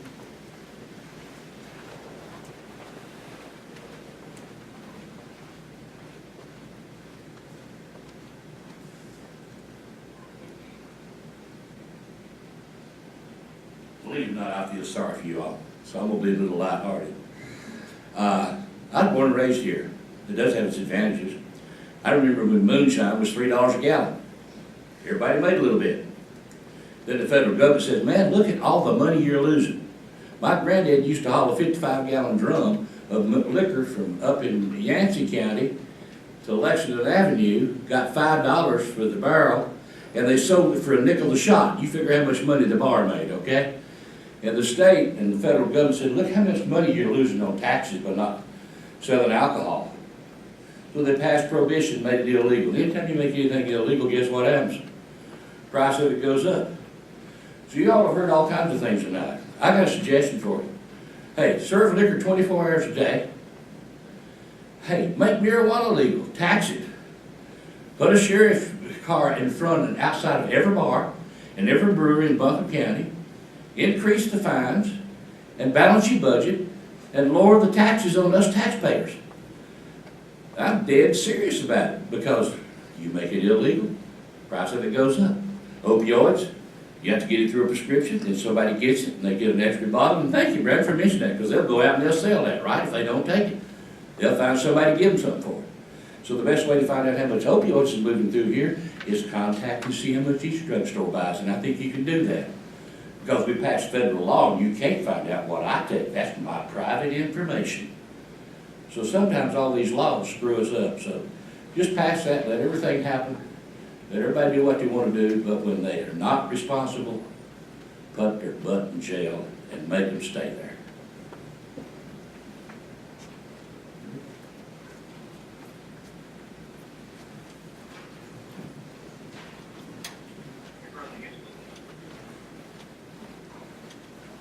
Thank you, Mr. Chairman, members of the board. What I said earlier, I want to stick by it about this drinking. I think there's an issue that needs to be looked at. If you need to move it up to the state legislature, do that.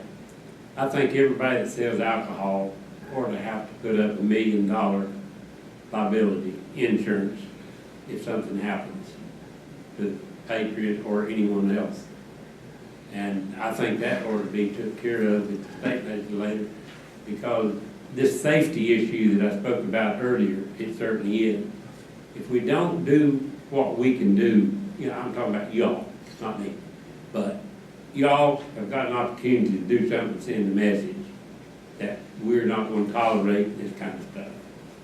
Business people, let me tell you, it's all about greed. If a neighbor does it, they want to do it. It's the old saying, we want to keep up with the Joneses. There's something more to life than keeping up with the Joneses. We've talked about opioid, we've talked about the serious things that DSS deals with. We need to think logic here. These things keep happening because all of these little laws that we can prevent something from happening, we just pass it on and say, oh, we're going to make a little profit on that. Is profit talking about real life situations being solved? We need to think about the long-term future of what we're doing. Just because the city of Asheville does it, don't mean we do it. We need to send a strong message here, even though it might sound simple in one way. Send a message to the people that we're talking about your kids. We're talking about safety. Thank you. Thank you. All right. Come back to the commission for further discussion or motion. I make a motion to approve. Hold on, you do you have a comment? Yeah. Go ahead. There is a motion where we'll be looking for a second in a moment. Go ahead. The farm, my daughter got married there. Very nice place. I love it. I mean, I just can't support this Sunday morning alcohol. I don't think we're talking enough money. The people come to the farm or any of our other Western North Carolina venues to have weddings and everything. Hopefully after a Saturday night of their wedding, they're staying over on the Sunday, that this is not gonna really break anybody. I think it will show some morals to maybe make the place even more presentable. You know, we served wine and alcohol at my daughter's wedding. Very little was drank, you know, because of the people we had. So in saying that, you know, man, I'm not an alcohol drinker, so I'm not really at liberty to voice my opinion, but I just, you know, feel like Sunday morning is a morning that you feel the safest on the highway. And me being a race car driver over the years, and safety very big, is I feel Sunday morning is the safest time on our North Carolina highways that we have, and I would like to keep it that way.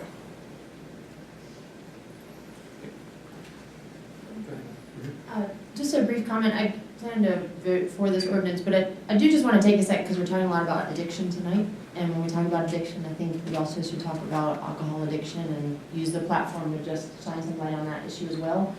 We do live in a town where beer particularly is a big driver in our economy. I think a lot's good about that, and I also think it brings with it some responsibilities just to make sure that we're helping people stay safe, helping people get help when they need it, and if we're going to pass something that's increasing access to alcohol, I just think taking a moment to pause and make sure we're talking about the whole picture.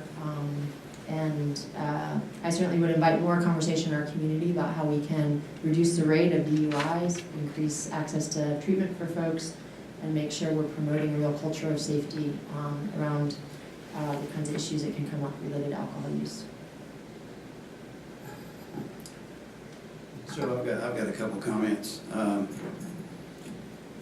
don't think it's going to shock the board on where my vote falls on this at all. It doesn't have anything to do with the businesses, and the lady that spoke, it's a wonderful business, and you have great people, so it's no reflection on businesses. But I do believe personally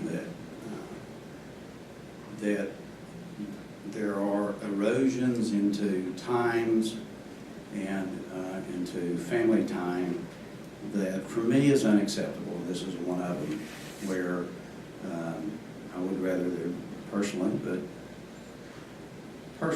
would rather there be no sales on Sunday, any and all. But that's not the way it is.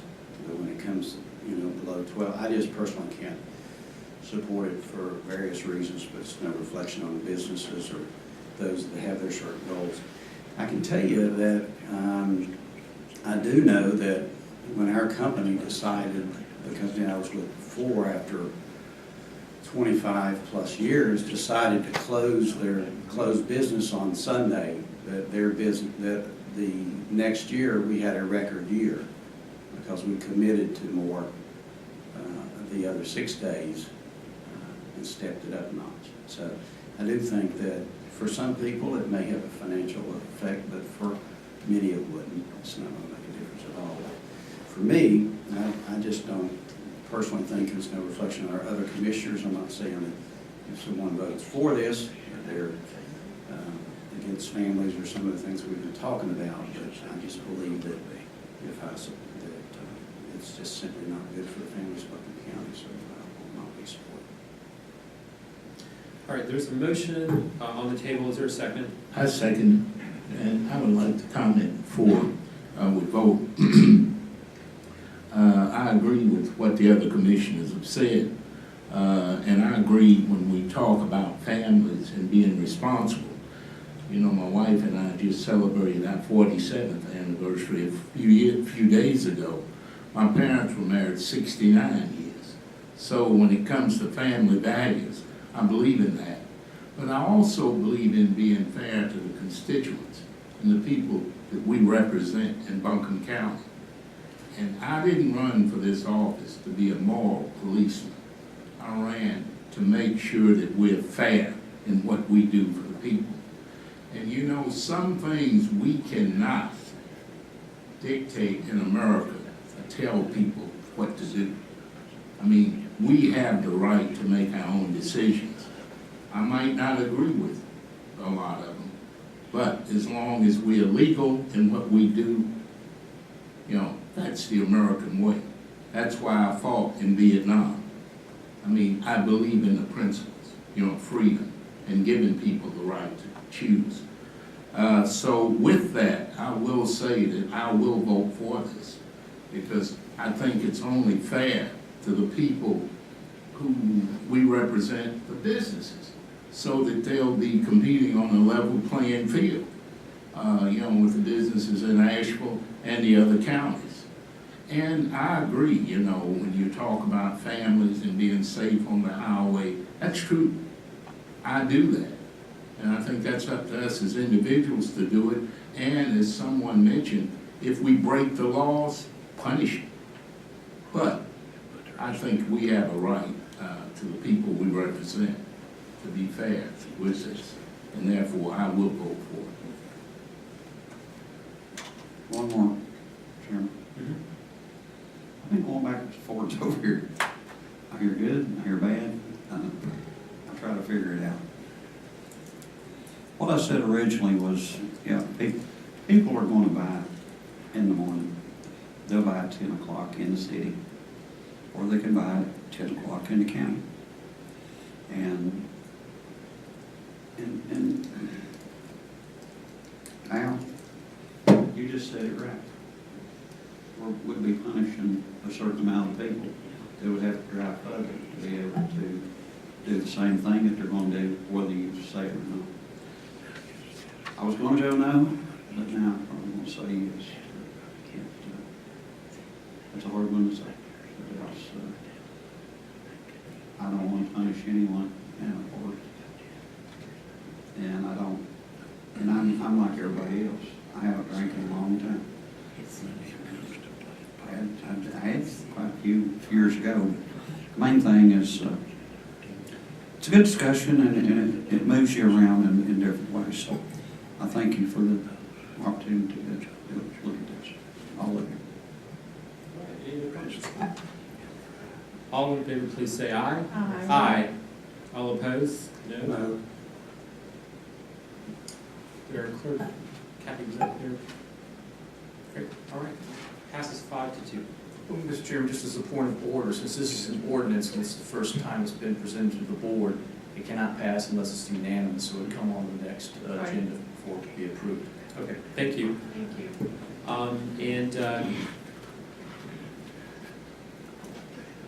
When we bring it back, just for process, just kind of looking ahead, since we did have a hearing on it tonight and took public comment, do we need to do that again, or on the second reading? We'll need to vote again, Mr. Frew. That would just be at the pleasure of the board. It would be perfectly proper to put it on consent or regular business. Okay. All right, we'll think about that. I don't think we'll put it on consent, because I think consent is for consensus items. So we'll just schedule it on the agenda and take it at the next meeting. Any ordinance that is meeting in which it's first introduced, it doesn't pass at that first meeting unless it's unanimous. Doesn't apply to what you said. All right. On that, the meeting, right?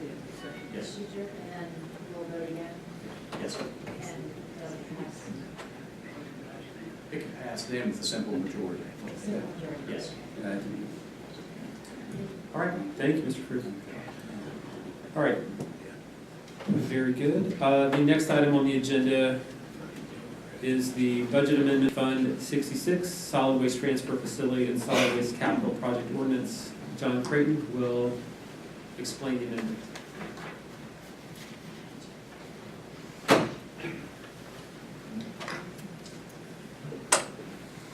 Mr. Chairman, Commissioners, back in October 15, we set a budget for a new transfer station. It's out by the county garage. Set that budget at $8.2 million. We hired a construction manager at risk to help us guide through the process as far as cost. We did the design in-house with our own architect. At the end of last year, we started running some numbers. We dialed back the size of the transfer station, the building itself. And we looked at some cost-saving measures like the scale house. We would buy a modular, and physical facilities people would basically finish off the interior. Thought there'd be some savings there. But we had opened a round of bids, one round of bids, a couple months ago, which basically started removing the trash at the old Omni Creek landfill site. It's an old City of Asheville landfill. And I'm happy to say that's gone quite well. But about 3 weeks ago, we opened bids for the next phase. And the problem we had was there wasn't a lot of participation. About half the bids we had to re-advertise again, simply because we didn't have 3 bidders to open. When we finally opened all the bids, there were 2 outstanding parts of the contract that really jumped out as being high. One was the concrete work was about $1 million over, and the site work was about $500,000 over. So right now I'm sitting at about $8.3 million in an $8.2 million budget. There's an alternate that I'd like to take, paving the parking lot at the county garage once construction's finished. I've got to buy scales, and then I'll have to buy trailers to haul the trash because we're going to a top load facility. Like I say, we're doing value engineering. I think everybody's read this, everybody's busy, and prices are coming in more or higher than was anticipated. I think this is probably the first time in my career running projects for the county that I had to stand up here and say that I need more money. Now, I guess the fortunate part is that this comes out of the enterprise fund, and we're borrowing from ourselves from the solid waste fund, and we do have the capacity for the $1.5 million extra that I'm asking for tonight. You got any questions that I can answer?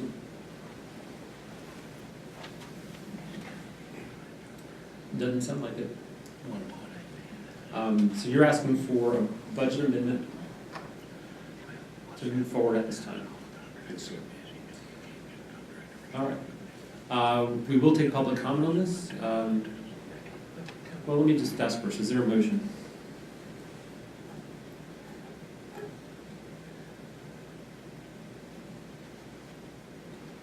I will make a motion to approve the budget amendment. Is there a second? I second. All right, there's a motion and a second. Let's open it up to public comment.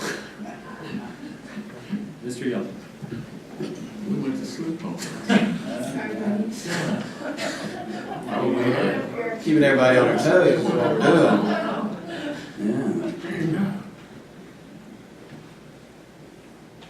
I just have a question, if I can. Since you're gonna go to the top loaders, are you gonna get one of the elevators at the landfill to unload it, or how you gonna be unloading there? I'm just curious to that, but is that included in the price? We're not looking at purchasing a tipper. How you gonna get that? We're just walking forward. Oh, okay, it's a walk forward, gotcha. What'd you do to your finger? Cut it off. Take that off. Yeah. Take it out. Okay, any other questions from the public? Okay. We have a motion and a second to approve the budget amendment. And we need to, can we approve this in one motion? There's a budget amendment and there's an ordinance. Can the motion approve them both? They are, they're both listed. So the motion will be to approve the ordinance and the amendment. All right. All in favor, please say aye. Aye. Any opposed? Thank you. All right, concludes our new business. We have a couple of board appointments we need to take a look at. The first one is the Women's Commission, and so we've asked just one update. So we've asked the we have a lot of applicants for this. We've asked the Women's Commission if they would like to give us some guidance on the types of people they want to add. So we're waiting for feedback there, so I would suggest we don't need to take any action on this one. All right. Next up, the Juvenile Crime Prevention Council. We have one vacancy. We have one applicant, Chantel Smart.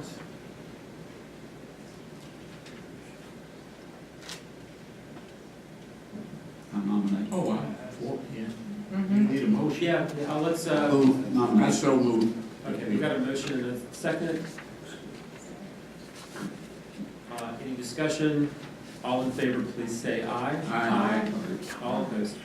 All right, the Civic Center, we've got two vacancies. We currently have one applicant. I'll make a motion for Thomas. All right. There's a motion and a second. Further discussion? I'd like to extend this, since we can have more, since there are two vacancies to fill. We don't, Again, we wouldn't normally do that if it was just. we have in the past held things open longer, we've done that quite a few times. They could apply for the one that's open. That would be my preference. If there's a motion and a second. So All I think right. we have to vote on the motion and second. Oh, we'll vote on the motion, but I think the comments, we've definitely done it both ways. Yeah. So sometimes we want a bigger pool, sometimes we want a, so it's the pleasure of the board. All right, are there further comments on the motion? All right, all in favor of the motion to go ahead with this one appointment, at this time, if it does pass, we will continue to look for the other vacancies. If it doesn't pass, it doesn't mean we're not appointing this person, but we will just continue it over and further consider it along with other applicants. All in favor of the motion, please say aye. Aye. All opposed? All right. HRC, we have 2 reappointments. Brian, yes, sir. Did we just approve? Yes, we did. Yeah. We still have one other. We still have one.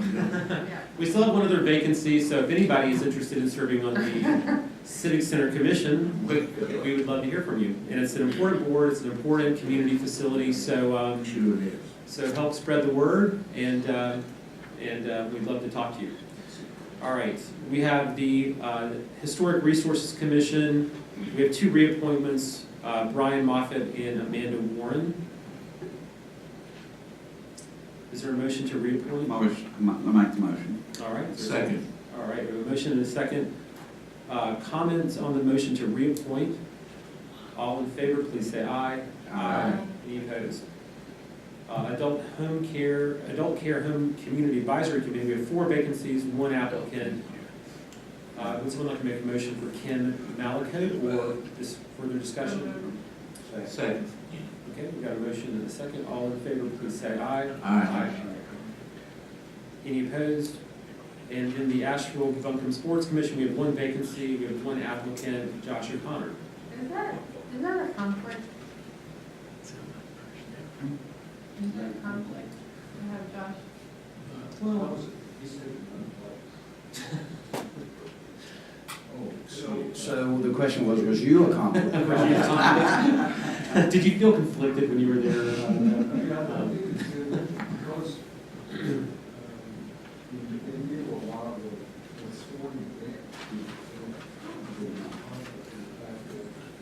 Can't hear you back here. It really gives us a better seat at the table in helping it to be successful, being the event. And it also allows, I guess, some of our facilities to be used where, I may not really think it that way, but I think Josh will. I think he's real interested in serving. He really is. So I'll make a motion for Josh. All right, there's a motion and a second. Further discussion? I just asked me. I think it's a good question. I mean, I think, but there is a really logical connection to it as well. So I think it's a good fit. It's a good question. Mr. Chairman, unless he's going to benefit financially from it, I don't All right. All in favor, please say aye. Aye. Any opposed? All right, thank you to everyone who's put yourself forward to serve on these boards and commissions. We appreciate your service. And that concludes the agenda, the published agenda. On August 15th at 5 p.m., we will have the next meeting of the Board of Commissioners here in room 326 at 200 College Street in Asheville. We do have a closed session. We're going to cover a couple of different items. Mr. Deutsch, could you could you explain your item? And I think we have 2 others that are for other purposes. I'm informed that we have 1 personnel matter, that we have 1 economic development matter, and I have a legal. Can't hear you. Speak up, please. Could you repeat the reasons? We have for 1 closing? personnel matter, we have 1 economic development matter, and we have 1 legal matter. Okay. All right. Could we have a motion to go into closed session for those reasons? Second. We have a motion and a second. Any discussion? All in favor, please say aye. Aye. Any opposed? We do not plan to vote on any of these matters this evening. We will reconvene at the end of the closed session, but I anticipate we will simply adjourn the meeting at that time. All right, thank you. We're in closed session.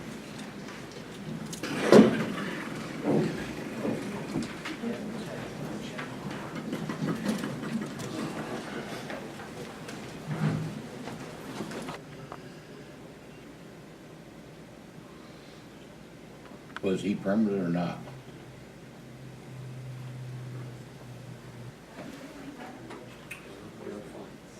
You walk down where the new strip is, it's old. Let's see, 1, 2, 3, 4, 5. We just about outnumber them now. Yeah.